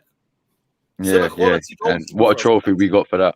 David Luiz Luiz when you win FA instrumental Cup though. for you guys in winning David the FA Luiz, Cup. what a trophy. Flawless, I'm gonna go back. I've said my piece about David Luiz, bro. And Everyone, who else? listen, I Willian don't want to hear about David Luiz. He was the best out of a shit bunch we had, bro. But he was still shit. he was Don't still get me the wrong, best. fam. It's just the fact that we're sitting here saying, yeah, he was actually a shining light. It just proves how bad, how piss poor our defense was, because David Luiz was shit. And you He had was Gallas, just better than the Gallas rest. He was right better, for you bruv. guys. Bruv, you can't tell me David Luiz and Mustafi, bruv. David Luiz and fucking Koscielny, bruv. Like, it was. I don't even think Koscielny. Sorry, man said Koscielny. No, I don't even fucking a lot of Koscielny. David Arsenal Luiz fans and say David fucking Luiz is what's good his for name, you. bruv? Like, bruv, if you fucking Kolosniak and that, bruv, I'm sorry, fam. Like, bruv, that has to be the worst defense I've ever seen in my life. I feel like we had a better defense with William Gallas in the fucking squad. Hey, yeah, William Gallas, another ex-Chelsea player. You know what's hilarious about this? You know, Cam has gone through it as an Arsenal fan because he is not over this shit. He's been in this abusive relationship for years. And he's just Years, letting bro. this all It's out. like, do you know This what it like is? Yeah. therapy, yo. Do you know what it reminds This me of, guy is Flawless? Do struggling. you know what it reminds me of, Flawless? And this is how you know. This is how I'm going to bring my Eminem stand out. Yeah. There's a song called 25 to Life from Recovery. Yeah. And there's a bar. He says, yeah. My friends keep asking me why I don't walk away. And I say, because I'm addicted to the pain and the stress. Yeah, man, you going through it, yo. 2 weeks in a row, Cam just been laying it all out. This is a safe space, man. Get it off your chest, man. Now, last week when I was going on my run, yeah, I'm not even gonna lie, fam. I had a fat smile on my face the whole time, fam. Because I was thinking, do you know what I've not done in a while, man? Is actually really go off on one. But now, like I said, before I go, because obviously I want to go watch my Eagles and that. Come on, yeah, no, the problem, like, whether we beat City or not, I don't think we do. I don't see us beating City, right? And then we got Villa away. Now, I said to Flawless, I literally said to Flawless on Thursday on the Gonna Talk Me Mandem United podcast. Yeah, I said we need these two games, performance-wise, to be fucking top-notch. Because I feel like if we don't bring two top-notch games going forward from that, I reckon we're just gonna be fucked, performance-wise. Because I just don't see us turning up. Do you know what I mean? Like, if we get a win against City, I don't care how lucky it is. You just need to win. We need the win now. Like, it's not even like I'm looking at this game like, oh, I need to perform. We need the win. Because if we don't win, I'm actually worried about going forward, about the games after that. Because no. Me and Flawless went through this year. If you look at after on City, points, if City win. Yeah, City win. I think and they might even go above us on goal difference. It all depends. But if you actually look at the run of games between City and then Liverpool on was it the 8th of April or something? Mm-hmm. It was something like that, isn't it, Flawless? It was like the 8th of April or something. Yeah, it was something like the that. run of games. Even you said, "Fuck!" What did you say when you saw that run of games?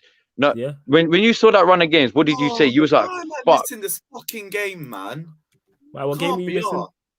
Arsenal City. It's when Dortmund v Chelsea's on. You're watching the mighty Chelsea. You go watch your L. Anyway, what do you mean? Like L? I said, you'll come. Don't worry, man. You'll come back to see Arsenal has an L. Don't worry. Anyway, but like I was saying, I said even Flawless here. Fuck. I remember your fucking reaction, bro. You went, fuck. Arsenal might actually win the league, bro, because you saw the fucking run we had. It was a favourable run. But I said for us to go into that favourable run, we need 2 big performances. Now I'm looking at it after that Brentford performance. We just need to win, otherwise I see that run just going complete Pete Pong, bruv. Complete shit, bruv. Doesn't matter how favourable it looks for Arsenal, bruv. I don't care who you can put the fucking teams against us. Fulham, Villa, fucking whoever else there was.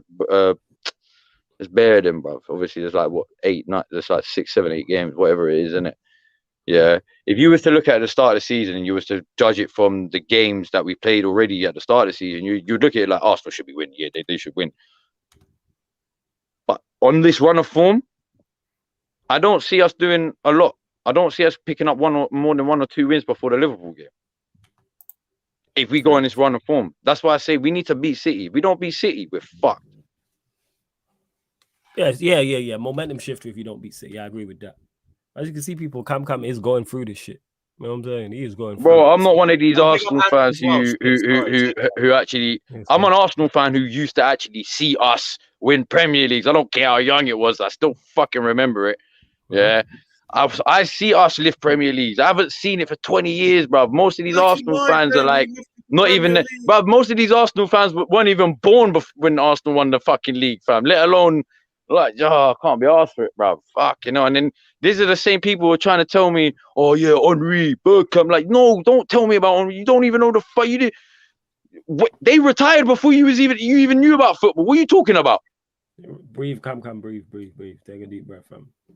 Oh no, I'm breathing. I'm calm down. You know what I'm saying? I'm chill. And what I'm saying is, it's the same fans that try to tell me. It's like, you know, when players come, like, these new players as well. They say, oh, what was a big influence? And they try and say a club legend who retired before they was even born. And you're like, oh, get out of there. You never watched him. Do you know what I mean? Like, you're telling me you watch fucking Collymore in 1999 and you're 20 years old. But you're telling me you watched Stan Collymore in 1999, yeah? Yeah, big up, man. Big up, man. Do you know what I mean? Like, it don't work like that, bruv. Like, nah, fam. Don't tell me about my club, bruv. Like I said, I know my club. I've been through this shit for 20 years now. 20 fucking years, bro. Long may it continue, man. This club has been a bane on my existence, bruv. Long may it continue. I could have been. Listen, before I go, I could have been a Spurs fan and had no hope and had no expectation. But I'm an Arsenal fan, unfortunately. I have expectations. I'm pissed off, bro. Last thought. Lee Mason, VAR. What were you saying? He can go suck his mum, bro. Wow. Fair enough. Fuck VAR. Like I said, look, the only thing I'll say about, look, at the end of the day, yeah, I'm not looking at that game like, VAR fucked. Yes, they did fuck us. Yeah, all right, I get it. They fucked us for the goal. But if you actually look at the game, they deserve the goal. They actually deserve the goal. They deserve something. Wasn't there that thing at goal in the first half they scored where it wasn't a foul, but it got given a foul? Brentford, like. Yeah. Even I was thinking that when I saw that, I was like, yo, that's soft. That is I saw the replay. I was like, that. Even I was like, when I saw it, I was like, yo, we were lucky. Like when I was watching it live, I was like, yo, we're lucky, but that was soft. Like, yeah, I've seen worse fucking challenges gone and not given, and they've gone and scored a goal. Yo, that was soft. Yeah, but like I said, but yeah, all right, they fucked us for the VAR. But at the end of the day, we didn't even deserve anything out of that match. To be fair, we're lucky to come out of that match a draw. Well, facts. Because Brentford came to our ground and made it look like they're home. They're at home. Yeah, they made it look like the Brentford Community Stadium. True. That's what I'm saying. That's what they made it look like. They made it look like that. How we went to Brentford at the start of the season when we went and turned up 3-0. Yeah. Which no one expected. But we went, we looked like that was our stadium. That it's like we're at home. Not you. I don't care if this is your house. This is our house now. That's what they did to us. And to be honest with you, they're actually lucky they didn't score any more goals. They're very unlucky. To this out of context sarcasm city, no, that's a terrible idea. Out of context Ryan account. No, last thing we need is more Ryan. No, you know what I'm saying? No, absolutely no. Big up. But yeah, man. Anyway, I'm gonna go. I want to go watch my Eagles. Come on. Yeah, no worries, Cam. Big up yourself. But yeah, big up everyone, innit? Man. Big up, fam. Love and peace and guidance. Yeah, bless Take up, care. fam. No worries. Is Yan here? Is she even still here? Hopefully not. Yan, you here? Yes, Yan. What are you saying? Yeah. You guys actually caught up on Arsenal this weekend. You didn't drop points. What are you saying? What's your thoughts on the game? Did. I mean, after everything that's happened off the pitch, I was expecting my players to turn up. I was thinking if they don't turn up now, they're never going to turn up. I think in terms of the way the league's gone, we've kind of had like a bit of an up and down season. We started badly. Then we had a little bit of a good run, I would say, just before the World Cup. We were doing okay.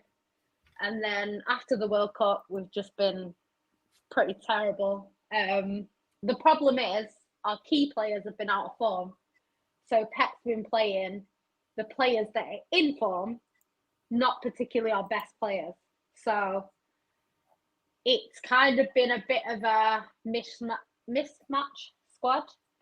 They've been doing okay. Obviously, they've been getting the odd wins and stuff like that, but it's not been our best team on paper. So City fans were not too happy because they were saying, you know, we've won leagues with Diaz on the pot.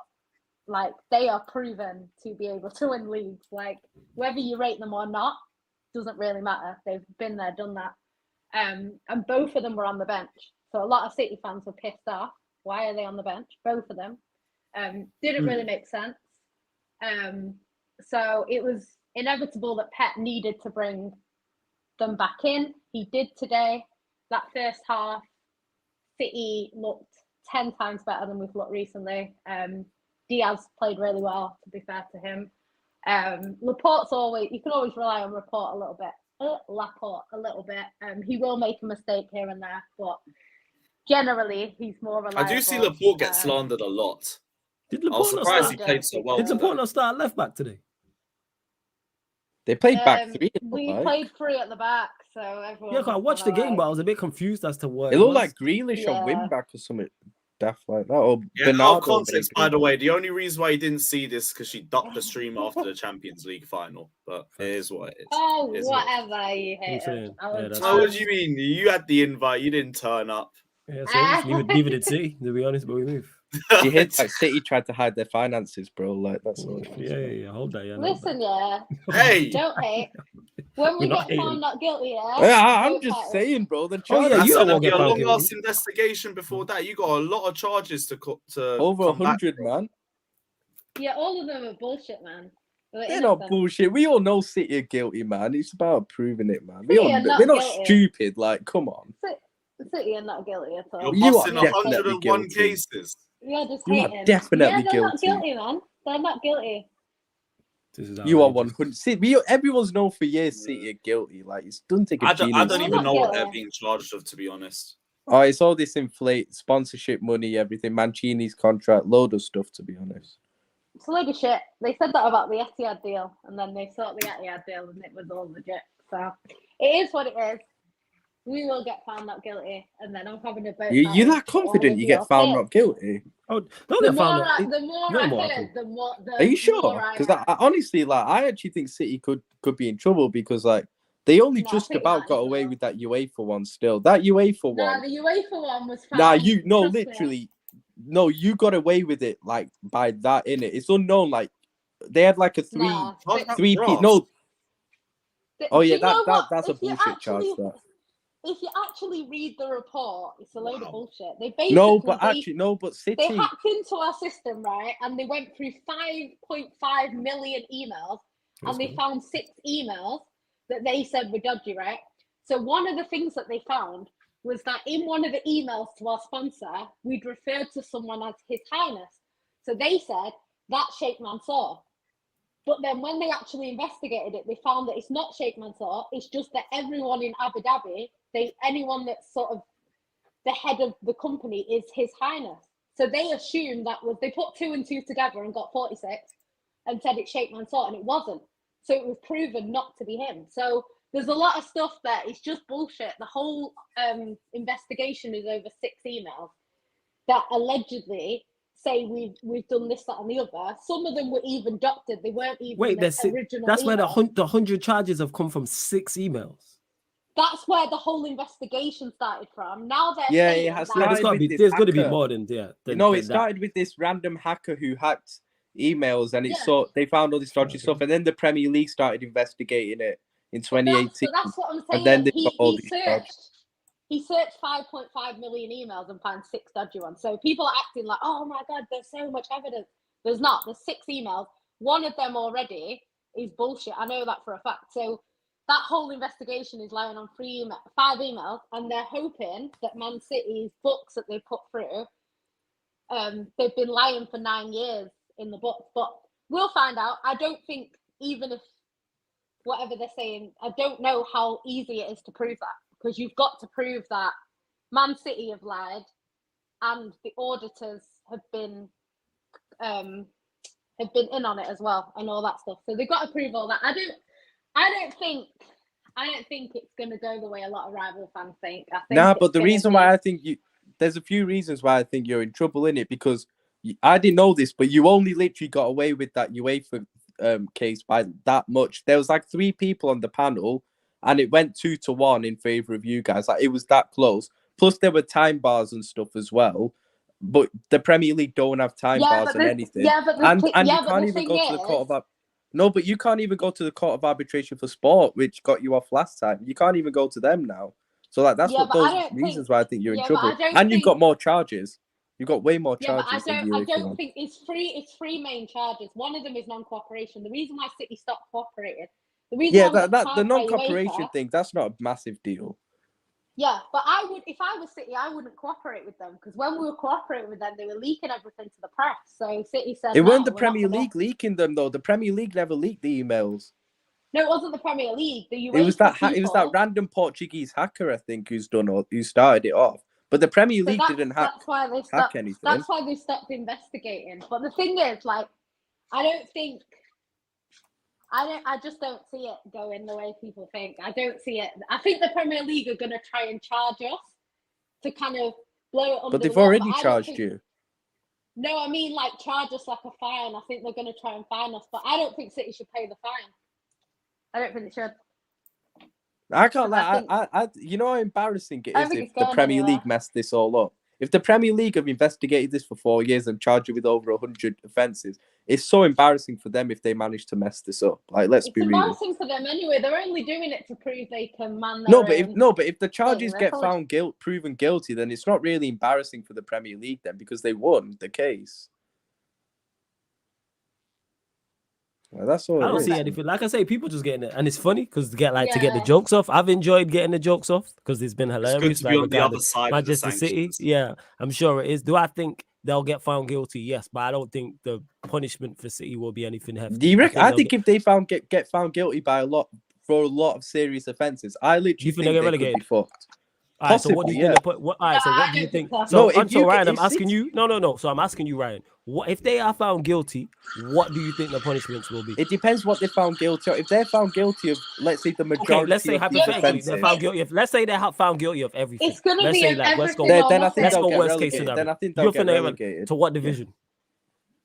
See, that's the thing. I don't know how it works. If they get relegated to Championship or out of the league, but I do think they'll get. It won't be just a points deduction. You can't tell me a 20-point points deduction is going to be enough for that. This is they put 4 years of investment. I agree with you, Ryan. 4 years. I agree with you. I agree with you, which is very rare. The problem I have is I can see them getting found guilty, but I don't trust the governing body who are dealing with this to throw the book. Flawless. They've investigated this for 4 years. If they win this, the Premier League, they are not letting City off lightly. Do you know the outrage it will cause out? All the other Premier League clubs will push for punishment as well. For them to get a lesser crime, they'll get it. All right, but Ryan, if they get relegated, me and you will roll up to like Salford when they play Salford away or some shit like that. Salford might be you never know. Pulling up. I think you'll be able to walk in. It's calm. You know what I'm saying? You know, little fiver at the turnstile. Yeah, man, fiver at the turnstile. City in the Conference League, bro. Jan can give us Conference League updates on. Oh my days, that'd be so funny. That'd be great. This thing is like, The reason why it won't happen is because, and there's a reason why this has come out and now the Super League's come back. I don't think City leaves the Prem to go to another league. I think they go in the Super League because the only thing that was stopping us from joining the Super League was the Premier League. If we're not in the Premier League, we're not under the Premier League rules, so we are free to join it. No, So I think thought you City play in will the go there. Super League and the Premier League because the Super League replaces the Champions League. Yeah, you can, but I don't see like I think City will join that. So we might be in League 2 and the Super League, but it's not going to happen. I don't think it's going to happen. Yeah, I really don't. I I can't don't say. think I'd love to see you the lot get Premier relegated, but I League. don't see it happening. The Premier League are at a point where if Man City join the Super League, the rest of the teams might follow. They've already said if you join the Super League, we're going to have to kick you out. Are they going to kick out Man United, Chelsea, Arsenal, Liverpool? They're not going to kick everyone out. No. So, the thing is with your owners, in particular, your owners that you've currently got at the moment, they're all about money. So if City go and his owners are going, mine might be going. Like that's going to end soon anyway. Like. And you really think the Qataris are going to say, "Oh no, let's not join," when PSG are going to join? I don't know with the Super League in it. I don't know what's going to happen with it. At the moment, I don't even know if any clubs have signed up. We're talking crazy hypotheticals anyway. I don't see them relegating. It's come back now. I think if they get found guilty of majority of the case, I think they'll get relegated. You have more faith in the governing body than me. I just don't think they let City. They don't. I think they go. They throw the book at them if it happens. Ryan, you're acting like the Premier League is not corrupt. Premier League is corrupt. It's all about money. What they're going to do is they're going to try and get Man City to pay themselves off. That's what they're going to try and do. They're going to try and get money from City. City are not. They'll probably just try and do a settlement. It wouldn't surprise me if they try and do a settlement or something like that. They will, but City won't settle because City have the evidence they claim to prove that they're not guilty. So City won't take it. But that's what they're going to try and do. And then what can they do? The thing is, if they relegate us, it doesn't look good for the league, especially if we win the league and then they relegate. But what it is now is that financially it's not going to work. But then if you're going by that, the Premier League have kind of put themselves in a lose-lose situation because if they do win the case, then you're saying that that's bad because of the brand and everything. But if the Premier League lose the case, that's more embarrassing for them at the end of the day. So you're saying that the Premier League have basically put themselves in a lose-lose situation. The thing is, they have to win this case. They can't afford to. Yeah, Premier League can't afford to lose this case. It'd be so embarrassing for them if they did. They're going to have to. It would be way more embarrassing for them to lose this than when UEFA lost theirs. Way more embarrassing for the Premier to lose this.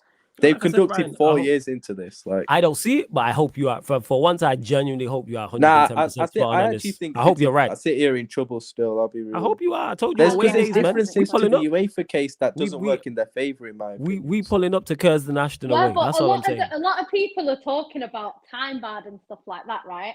If you actually read the report, I assume you haven't read the report because you're saying stuff like that. No, I've seen the report. Thing is, I've seen the report. The information that was time barred, that wasn't said that it was for or against UEFA. If there's 7 yeah, because the time bar stuff doesn't matter because it was time barred. But how do you know that was proving guilt for Man City? That could have been the opposite. How do you know it wasn't? How do you know it wasn't? At the end of the day.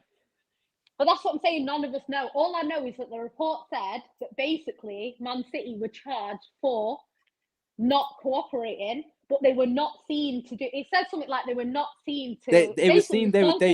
No, it was said they weren't established. The charges against them weren't established or were time barred. It said that. No. That's what the small print says. But the main bit of it, the main statement at the top says. Well, yeah, they have to say that then because you weren't found guilty of the charges at the end of the day. So they had to say that at the end of the day. They can't come out if you're found not guilty of the charges. Okay, so are you saying that when they're reading the report, they're lying in the report because they no, that was their verdict at the end of the day. I'm saying the fact you were found not guilty doesn't mean you weren't guilty at the end of the day. Like for me, I think City are guilty of all this. Yeah, you would do, but the thing is, that's because the media are telling you we're guilty. No, come on, we're all not stupid. All those rival fans have known for years that City. But Ryan, we're not stupid. Like, how are you? Please, tell me how Manchester City are recording similar revenue. Tell me how City are recording higher revenues than Man United and Liverpool. That is Please tell me how that's the case. That's irrelevant because it's not even part of the fucking case. Because it's stupid. It How don't is make it? sense. Because that is not 2018. You're talking 2022. Even when before we're not that, investigated. there's no way they weren't City getting can higher post higher revenues than revenues than in United and 2018. Liverpool. There's no They way weren't. that can But the happen thing without is- dodgy stuff, man. The thing is, Ryan, the reason why I'm saying what you're saying is shit, because a few years ago, when UEFA were investigating Man City, people were on here, on Twitter, telling me there's no way that Man City would have a sponsorship deal worth 200 million with Etihad. They've investigated that and found that sponsorship is legit. So what I'm saying is, when people were saying it's obvious City are cheating because of this deal, and then it's been found out that we're not cheating, people aren't saying, "Oh shit, I got it wrong. City didn't cheat." Yeah, you must have got off City. on a technicality. City in the COVID season had a revenue of about 500 million with no fans in the whole stadium for a year. You're honestly telling me that there's not something dodgy going on? Wait, before you continue. Wait, one second. But Is this about the case? There's something dodgy going on there. No. The case 500 million without fans. Get out of here, man. 500 mil without fans. No, what I'm saying is though, because I don't know all the details because I've not read the case like that because I'm not reading through 100 charges. Is this to do with the case though? Is this one of the charges in the case? So it has no. But this is linked. This is linked to how they be doing this. This to me just shows like City are guilty of financial stuff. So if it's not linked to anything, I'm trying to understand if it's not linked to anything. Why was it brought up and mentioned? No, I said that we all know over the years that City have been guilty of all this financial stuff. Like, let's be real, they have cooked the books a fair bit. Let's be real. We're not stupid. We all know it. No, City have been to court and they've been found not guilty. You expect me to overrule the court and basically just go off this theory that City couldn't make X amount of money when we've been winning the league? No, you can't record you can't record higher revenues than United and Liverpool. You can't record 500. You can't record 500 million pounds revenue in a season with no fans. That's ridiculous. Can you listen, right? What you guys go off is stuff like, oh, fans.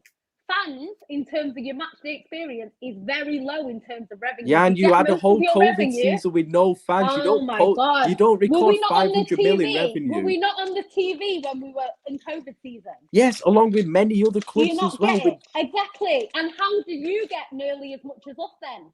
Because you weren't as successful as us, but all of a sudden you've got way more money than us and you had no fans. So how does that work? We're a bigger club, that's why. Okay, so you're a bigger club. So then how does that help you when there's no fans in the stadium? This is what I'm saying. It makes no sense. You can't look at someone like City and say, oh, they'd be nowhere near Liverpool. Why would they not be near Liverpool when Liverpool have a similar amount of match-going fans and stuff like that? Why would they not be near? The fact is, in COVID, no fans were in the stadium. So the whole I've got more fans than you was irrelevant. Fans weren't paying shit that season. It was all TV deals. How far you got in the Champions League, how well you did in the league, how well you did in the cup. It's not our fault that you used to jump out of the cups in the first round. That's not our fault. The domestic cups don't even make you that much revenue, though. They don't make you that much money, but the fact that you think that it's perfectly legit for Liverpool to make more money than City. What I'm still confused about is fans when the fans are irrelevant in that season. Before you continue, what I don't understand is if it doesn't, because like I said, I've not read about the whole case. I don't know about it. Why was it brought up, this fact about the whole revenue, if it's nothing to do? Surely it's involved in that.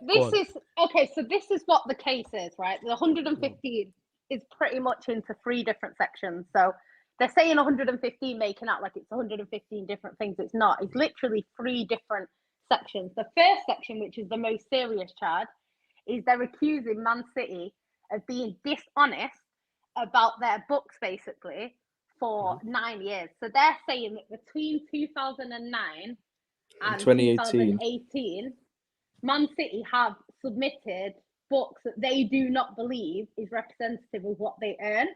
So they've said that we've done that. So obviously, when you submit it to an auditor and they audit it, and then it goes, obviously it gets passed through, right? So they're saying that Man City have been dishonest in their 9 years, right? So then the second charge is that they've said that we paid Mancini and Balotelli through. Was it Balotelli sorry, as not well? I didn't know the no, Balotelli thing. no. It's not Balotelli. It's Yaya Toure. Sorry. We paid Mancini and Yaya Toure through a third party. So basically, they were getting paid from another club or something like that. I don't know. Some dodgy shit like that. That's the second charge. And then the third charge is that we were not cooperating with UEFA. But what I heard from people that know more than me was basically what the Premier League were doing is they were coming to Man City and saying things like, we need to see all of your emails for the past 10 years or whatever. So Man City were saying, why do you need to see all our emails for the last 10 years? And they were saying, you just need to show them. So Man City was saying, no, we don't. We don't need to show them until you give us a reason. So then people are saying that that's an admission of guilt because if they were not guilty, they would have just sent all their emails. But would you send 5.5 million emails? No, you probably wouldn't. So it is what it is.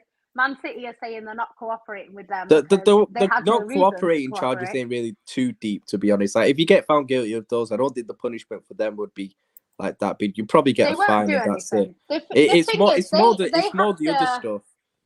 They it's more have the other to go stuff and prove. The thing is, everyone believes in their head we're already guilty. But the fact is, they have to prove it. It's not just I think Man City have been cooking the books. You need to go and prove it because a lot of the information that they've got from cooking the books is things like that email that says His Highness, and they've assumed that it means Sheikh Mansour. So you can't put two and two together and just assume and then use that as evidence. It doesn't work. It gets thrown out. And that's what happened with CAS.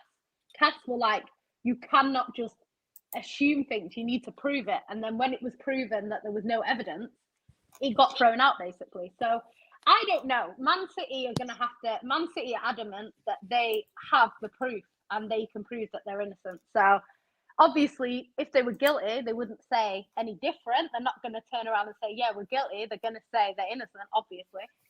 But I just think it's not, I don't see it going very far. I really don't. I don't see them proving all of this stuff that they claim they're going to prove. I just don't see it because to me, it just makes no sense. I don't see it. Wait, let's hope. Well, you know what? Let's hope. You know what I'm saying? You are wrong, Jan, and you lot are found guilty. Let's see. We will see. The thing is, even if we're anyway. You know one thing, even if we're found guilty, it's gonna be a long time. The thing is, there's two different sides of the punishment you can have.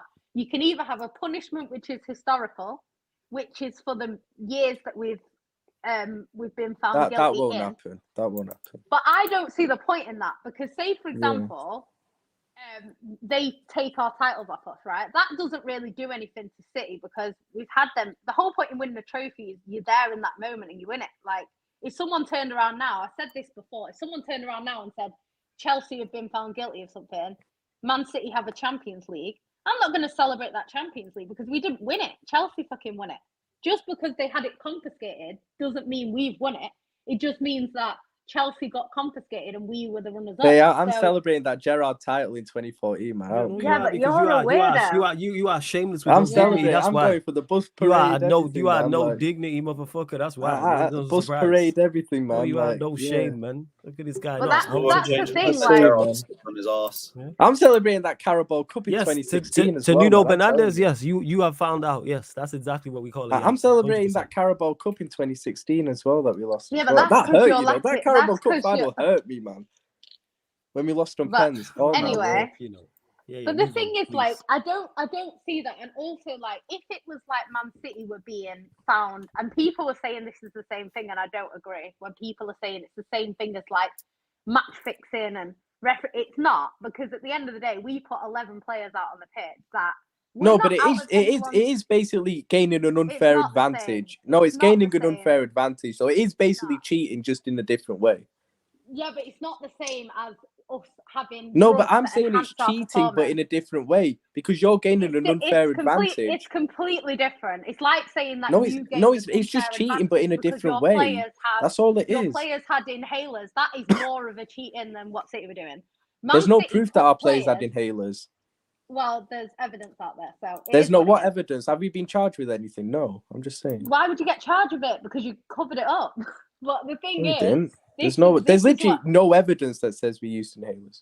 Well, loads of There's players no have asked evidence for that randomly. that we used him. But anyway, so it's just one of them things. It's not the same. There's no player that Man City had on the pitch that no one else could have bought. Like it's not like we were buying 10 players for 100 million each. Like it wasn't the case. So it's one of them things. We went out there, we won fair and square. They're not going to take away a title. Yeah, they won't none strip of you the titles teams in all that- seriousness. They won't. It doesn't make any sense. Then the other options they can give us is a relegation. Relegation obviously fucks us a little bit because Let's we go. have to go down and come back up. Points That's what she said. deduction. Again. Too easy. Too easy. A points deduction is a bit pointless depending on how many. And I've said this before. Why is Call it a relegation, bro. Yo, that is hilarious. Yo, that is Woo. No, but let's be But honest. yeah. City, if City are found guilty, it is basically cheating at the end of the day. Like you've gained an unfair advantage on other teams at the end Yeah, of the but day. Like, it's that is not an cheating. unfair. No. Yes, it is an unfair is- advantage. Yeah, but Ryan, You didn't how follow is the it an rules. Okay, Ryan. Yeah, but the thing Look at is, this rule police down here, man. Yo. No, but cheating they implies- didn't follow the No, rules. I don't see any listen, other club listen, charged with listen, this. Do you listen, see any other club listen, charged with these? listen, With this? I don't. Listen, right? So close to You- saying listen, cheat- yeah. The word cheating implies that it's a fair. playing But it field is to begin cheating. with. It's not. You've gained an But it unfair isn't. advantage. But Right, Man it's cheating, about of course it is. Yan. United have an unfair advantage on other teams. We have an Yan. unfair How advantage. do on Man United have an Yeah, unfair you gotta, advantage on you gotta other understand, teams? yeah, that because you they lot have hit can Ryan. spend more money Yan. than Yes, other because teams. they make revenue because they're a big club. That's not that's So a credit to that them is in so the end how's of the that? day. How is that? Yeah, but that's the thing. It's not a level playing field. So if Man City have tried to level it a little So to bit, make that's it a not level the playing same. field, you have to break the rules to do it. You have cheated. No, if They found any you. team, If they found guilty, any they've team- broken the gone, rules. yo. They've cheated. It's that simple. But I any don't team see- that is gonna compete Right, with such a Man wind-up. United.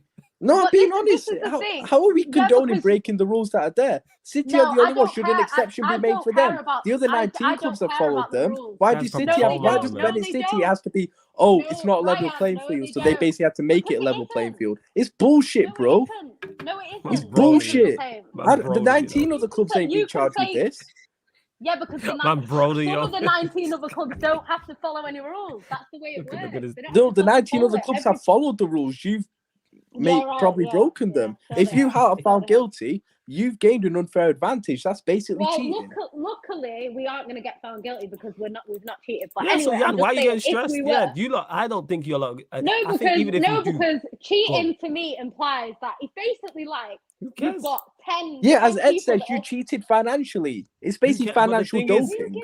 Who That's what who it is. Who cares? gives a shit about financial doping? Who gives a shit about that? If your club was financial doping, you'd actually win more titles. But anyway, Yeah, what but I'm we saying followed the was- rules, innit? We're not the one with. Oh, We're not yeah, the you ones with followed over the 100 rules. charges. Yeah, We're not the Well, ones with don't- over yeah, 100 well, charges. Don't complain Boy. when your club spend no money in the summer then because you're following the rules. It's Nah, they're fine. getting Jude When Bellingham. They're getting Jude. Yeah, when you Nah, No, you know no, what's no, crazy no, with no, they're Liverpool? not getting Yo, Jude. can I just They're make not a quick getting point Jude. about They're getting a Liverpool? fresh you person can be in proud rules that you instead. followed the rules, innit? Now, you know with Liverpool, I've got yeah, some we can for you, actually bro. spend like You're gonna end 300 up mil with in the summer and then 300 mil in the next transfer window and not get done by financial fair play because we barely spent anything.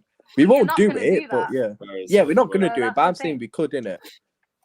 Yeah, but anyway, so like I was saying, so there's other things they can do. So obviously they can deduct us points, but there's pretty much no point in deducting us points unless they're going to deduct like 60 points. Because if they deduct us 50 points, we only need to get like 38 maybe to stay up. 39, 40, that's what people are getting at the moment to stay up. So realistically, if we get deducted 45 points, City will probably still stay up because we'll probably get 85 points or whatever. I So we'll wouldn't probably bank still stay up. So it's irrelevant. So that's not going to work. And then the only thing that I actually think the worst punishment, obviously relegation's the worst, but I don't think they're going to relegate us. I don't think they'll do that. The other thing is transfer bans. But if City have any sense, they'll go and buy players now for the future just in case, because you never know if you're going to get fined or not.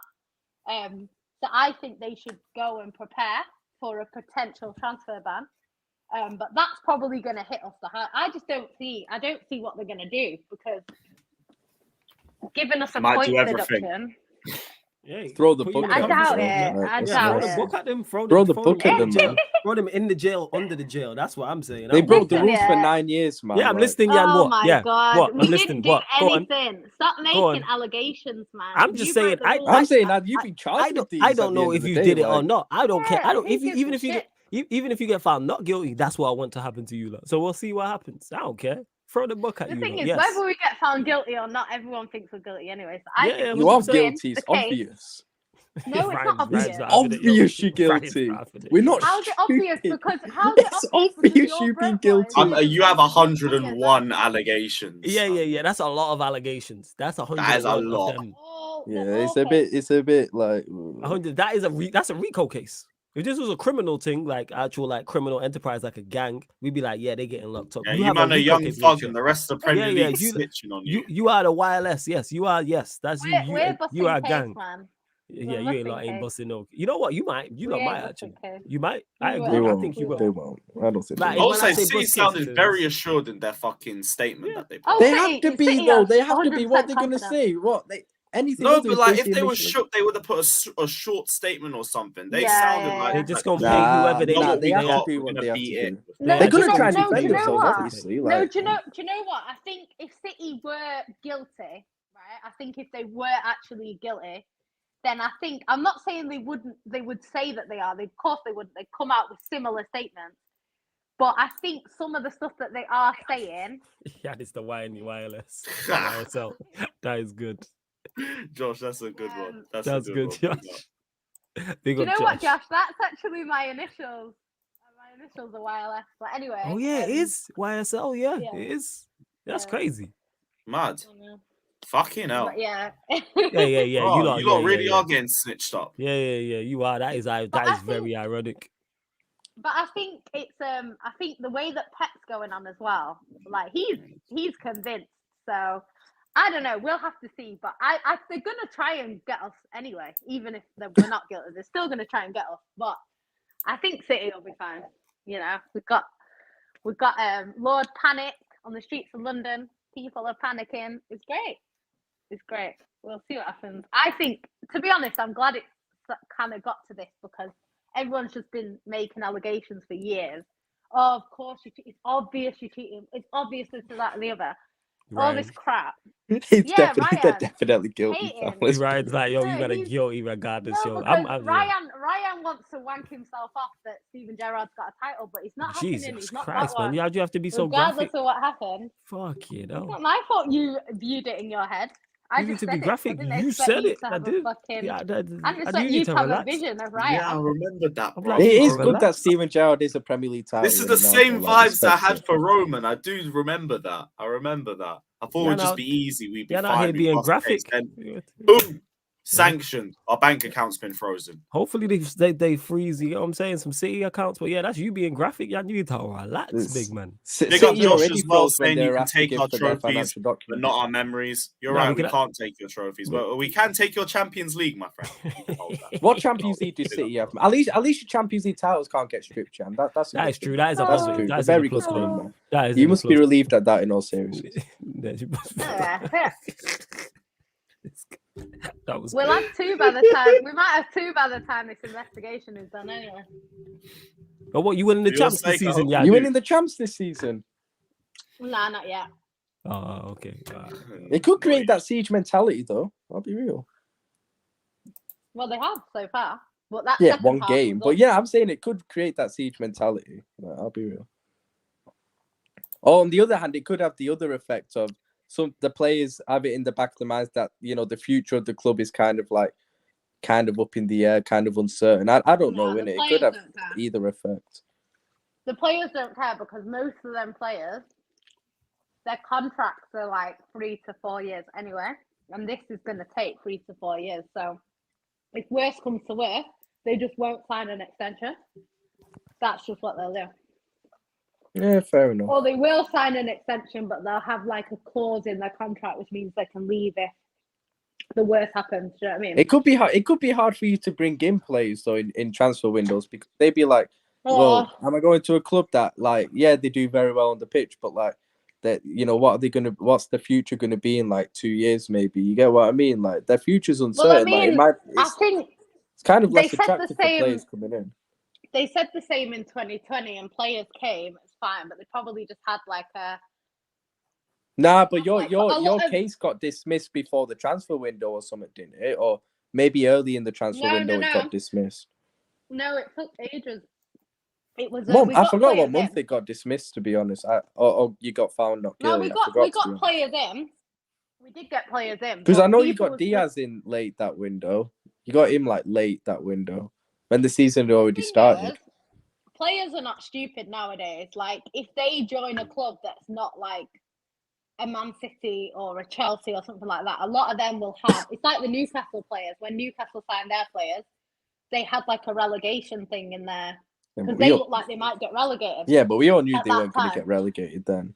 No, but they still have a clause in their contract. Didn't they finish top half in the end? Like, sure, they finished top half. No, they finished near the bottom. Nah, they did. Newcastle, nah. They finished quite higher up than what you think. I'm sure they finished top half. That last season, I'm sure Newcastle. Oh, it was like 11th or something. They were well away from the relegation zone anyway. In the end, who knows? But hey, let's hope. You know what I'm saying? They get found guilty and we throw the book at them. Our library. I'd say throw 2 books at them. I'd say throw the whole library at them, but that's just me. I was gonna say God willing. God willing. Yeah, man. We're out here and we're out here praying on my knees. Pause. You know what I'm saying? Let's make it happen. Yeah, let's make that shit happen. Ryan, you lot didn't play this weekend. You must be feeling today. Very good. It felt good, man. I had a kind of peaceful weekend for once, man. How are you feeling for the game against Everton tomorrow? How are you feeling? Yeah, no expectation, man. Like I know we're gonna get beat in it. Like it's got like 1 or 2-0 Everton written all over it, man. Like, just what is there to be confident about, bro? Like you got like Everton, they got a new manager in. To be honest, we're so shit, yeah. That I wouldn't have even been confident of a win if Frank Lampard was in charge. That's how shit we are, innit? Like, that's how bad we are. And like, they got Sean Dyche. They beat Arsenal last week. That P&P midfield is just going to absolutely destroy ours. Like, fucking hell, it's going to be bad. They'll be compact. You guys can wake up with it being a derby and everything. I'm not saying there'll be a lack of effort from the players, but at the end of the day, like, you have to look at the quality of... But I'm not saying quality, but you have to look at the way... the shape both sides are in at the moment going into the game. Like, we're fucked. Like, our attack ain't scoring. Everton defensively last week under Dyche looking more organised already. So it's going to be hard for us to score. Our midfield won't even be a contest. They'll just destroy our midfield. It'll be horrible to watch. And our defence, look at our centre-backs at the moment. They're performing like shit. Like, at the end of the day, defensively, we're awful. You know, if it weren't for our goalkeeper, we'd be in the relegation zone this season. That's literally the only thing that's, stopped us from being right down there at the end of the day. So I don't see any way we kind of get a result tomorrow, innit? Like, the whole derby thing, we're at home, like, at the end of the day, just look at the state both sides are going into the game, like. Nah, but I'm just on the thing where just get to 40 points, same as you. And then just write the season off, innit? Just write the season off. See what happens with the ownership you're on situation. That 40-point bag too, bro. Yeah, of course I am, bro. I'm actually Real Madrid next week as well, so that should be a good game. You know what I'm saying? Why are you being so patronising, bro? Like, that's a big game. Is that not? You go into the game. Yeah. Right then, so that's a big game you're gonna look forward to. That's why you're turning up. That's why you're paying your hard-earned money to go to that Anfield and watch Real Madrid. Look, pre-game, maybe the first 10 minutes or 5 minutes will be good, but once Real Madrid go 1-0 up, it's a wrap, innit? Yeah, but you'll be emotional. It'll be good. Nah, I'm saying that I'm looking forward to pre-match. I'm looking forward to the first until we go 1-0 down, and then it'll be a wrap, innit? But like, it's gonna be horrible, innit? That Madrid. I don't even want to think about it. It's gonna be beautiful. Honest. You know what I'm saying? I don't know what you're talking about. See, you're proper like, I don't know why I have to be like this. Genuinely, like, what? That's a glamour tie. It serves you right for hyping up his team all season. That's a glamour tie. That is, what is it? 13, 14 Champions Leagues versus 6. It's a glamour tie. 14 versus 6. There's 20 European Cups. I'm saying. Yeah, but that's like saying, but that's like saying like Real Madrid and Man City have 14 Champions Leagues between them. It just tells a bit of a false narrative, innit? How is it a false narrative? They do have 14 Champions League between Real Madrid but and Manchester City. Bro. Like, it's one team, man. Like. But all I'm saying is, I should rephrase that. I'm looking forward to watching Liverpool Real Madrid. Like said, because you know we're gonna get dunked on. That's why you're saying it. Absolutely, of course, of course. You can tell me the why. You can talk about the why. I'm just telling you what it is. You know what I'm saying? Jan just over there laughing. You can say about you can explain the why. I'm just saying I'm looking forward to Liverpool, Real Madrid, both legs next week. Looking forward to Chelsea, Dortmund. I might have that on as I'm watching Arsenal City. I'm a man of football. Nah, I watch Arsenal Premier League for making us the secondary game of that night. Yeah, I'm gonna watch both. No, I'm gonna watch both because I'm a true man of football. I actually think Dortmund. What you saying? What you saying, Jan?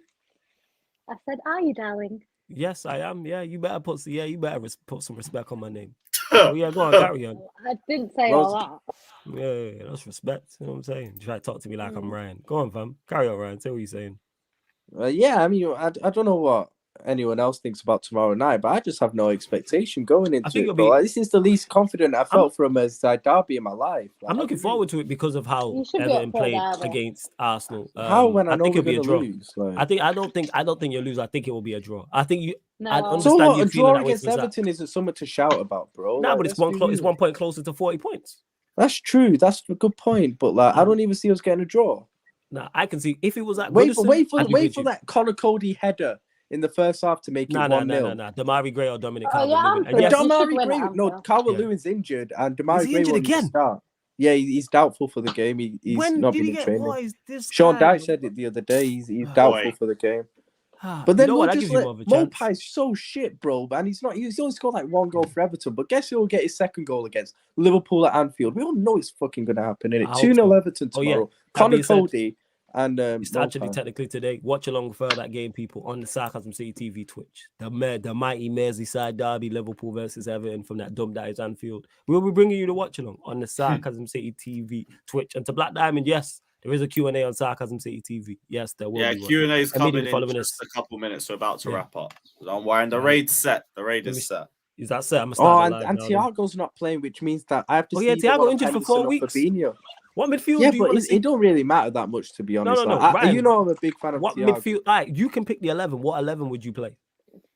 Is this my just personal choice? Like, your personal choice. You are Jurgen Klopp and Pep Linders rolled into one. What is your team? Do not compare me to Pep Linders, bro. No, I'm comparing you to a Champions League and assistant manager, Champions League winner, Premier League winner, FA Cup winner, and Carabao Cup. That's because Pep Linders just kept his mouth shut at them times, bro. Yeah, that's a whole different thing. Like I said, he is a Champions League winner. How do you know he wasn't the voice behind the win? Yeah, exactly. You don't know. Because no one ever knew his name at that time. Yeah, you might not have known, but the players knew. Shut up, man. Go on, answer the question anyway. Go on. You are Jurgen Klopp. You know what I'm saying? You are Jurgen Kajawa. Go on. I'd go 4-2-3-1 because it's just ridiculous playing 4-3-3 with the personnel we've got. Alisson, Trent, Phillips, Matip, Robertson. Who would I play in the double pivot? Fuck, this is wait, Nat Phillips and who? Matip.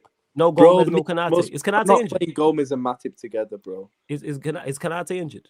Yeah, he's injured as well. Cool. Yeah, go on. Carry on. Virgil ain't back for tomorrow.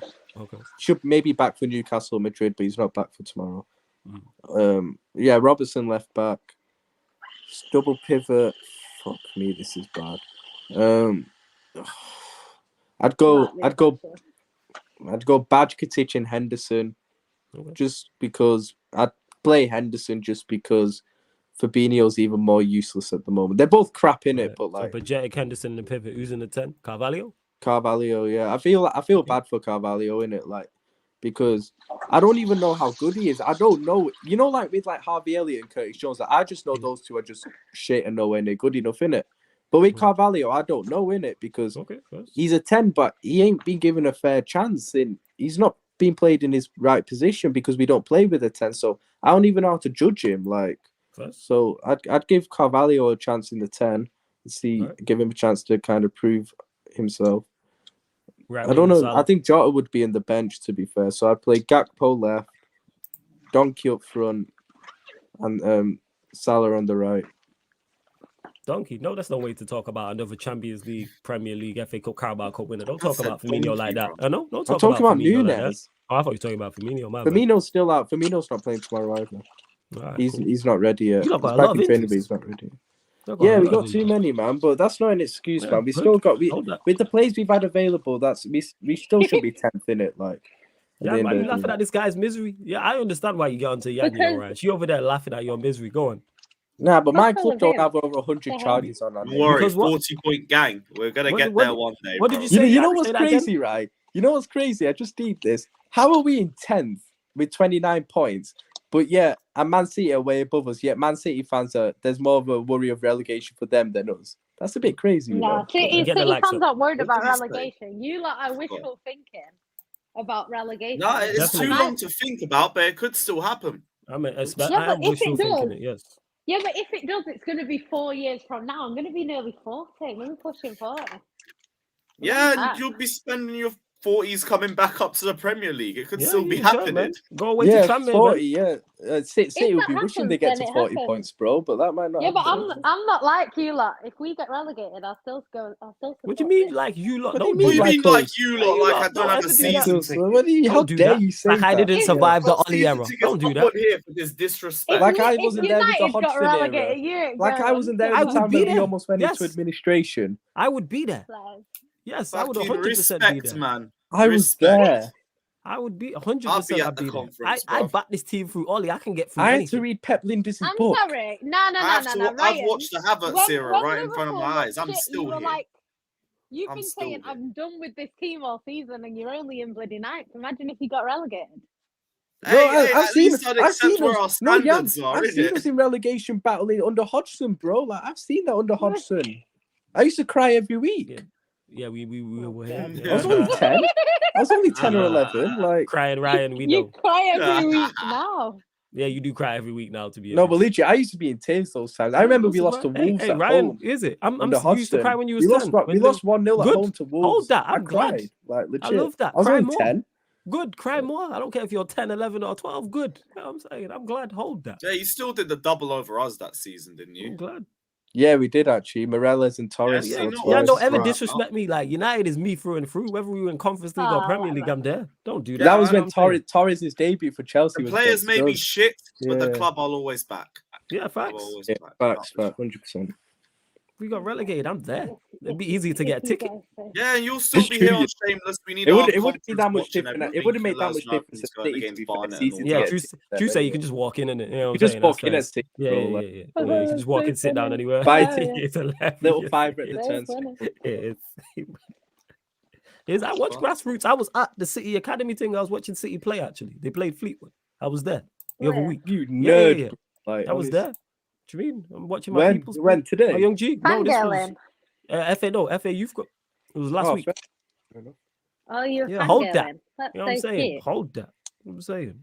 My young G was playing, so I went and support my young G. So yeah, shut up, Jan. How about that? Yeah, that's what I thought. Yeah, why didn't you hold the stick? That's what I'm saying.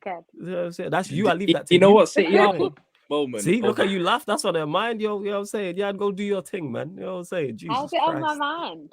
I just got home. I'm packing. All right, sure. What, like City cooked the books? Yeah. Oh, so funny. Right. You know what, Ryan? You slapping with these jokes about City. If City get found guilty, bro. Oh my word. Oh yeah, we party. You might have to block me on everything, you know, like legit. Like I won't know you by then. I ain't taking any prisoners, you know, when that happens. It's like 4 years' time. I'm not going to know you by then. Even then, man. I will still be doing Shameless. Yeah, we still do. You might not be here. Yeah, we'll still be doing Shameless. Be on fucking, what's it called? If Barstool Sports or something. Facts. If you don't want to be here, yeah, that's calm. I'll invite you to my boat party. What boat party? When we bus cake. Boat party. I mean. Oh yeah, I forgot Jan's rich. Yeah. Cool. Yeah, invite man. Bless. Nothing wrong with a boat party. Yeah, I'm down. How am I rich? It's for all the rivals' kids. You got bow pie. Yeah, Jan's rich. Why don't you buy City after the to cook the book some more? Nah, yeah, so cook the books even more, man. Have half a Get billion. another 100 charges in there, man. Yeah, she would defo. Jan would defo. She don't care. You know what I'm saying? She cook the book. Do you think I give a shit about doing what I need to do to compete with United? Yeah, we know this. Yeah, that's what I'm saying. I know you would cook the books. I know you. I know you are an absolute crook. I know this. This ain't nothing new. How am I a crook? You just said that. I would do everything in my power. We know you're a crook. We know this. How's that being a You crook? absolute cheat. You know what I'm saying? You would definitely following cook the my books. own rules rather than the bullshit pen. See, cheating. Yeah, we know this. You are like we don't know you. All mad. All mad. Right. We're gonna wrap up the stream anyway. Go on, Ryan. Go on, Ryan. Yeah. I'm gonna head over before you go, Ryan. Yo, big up to the chat, Lewis. I'll catch you in a sec, Ryan. Whenever Jan bless as well. Big up to all of you lot who will come over for the Q&A. I'm gonna go. Just to say as well before we do wrap up, though, just a little taster for tomorrow's stream. Go on. We're not done. We're not done spending money, bro. Another 600 straight down the chute in the summer with a little clear out. Look forward to it, bro. We'll debate this a little bit more in tomorrow's stream. But just we'll go debate on now. Happy and people. We'll go debate that shit now. Jan, do you want the link? Yeah, go on. Send it, man. Cool. All right, I'm out. Yes. Big up to you. Big up everybody. Like, subscribe. You already know what to do. Head straight over to Flawless the stream. We're going to be continuing over there. And yeah, up the Chelsea. Well, we're not going to say trust the process. You're not champions of the world now. You're not champions of the world now. Yeah. No, we're not champions. Hey, Rudiger is. Oh yeah, and Hazard. Big up Hazard Eden. Doesn't count, man. But Rudiger is. Me, man. Big up Eden, man. My world champion. Another 20 million in the bank for the Chelsea. He even in? Was he even with them yesterday? No, he wasn't. But he'll get in the post. He'll get in the post. Yeah, everyone head over to Flawless's. Big up the Chelsea.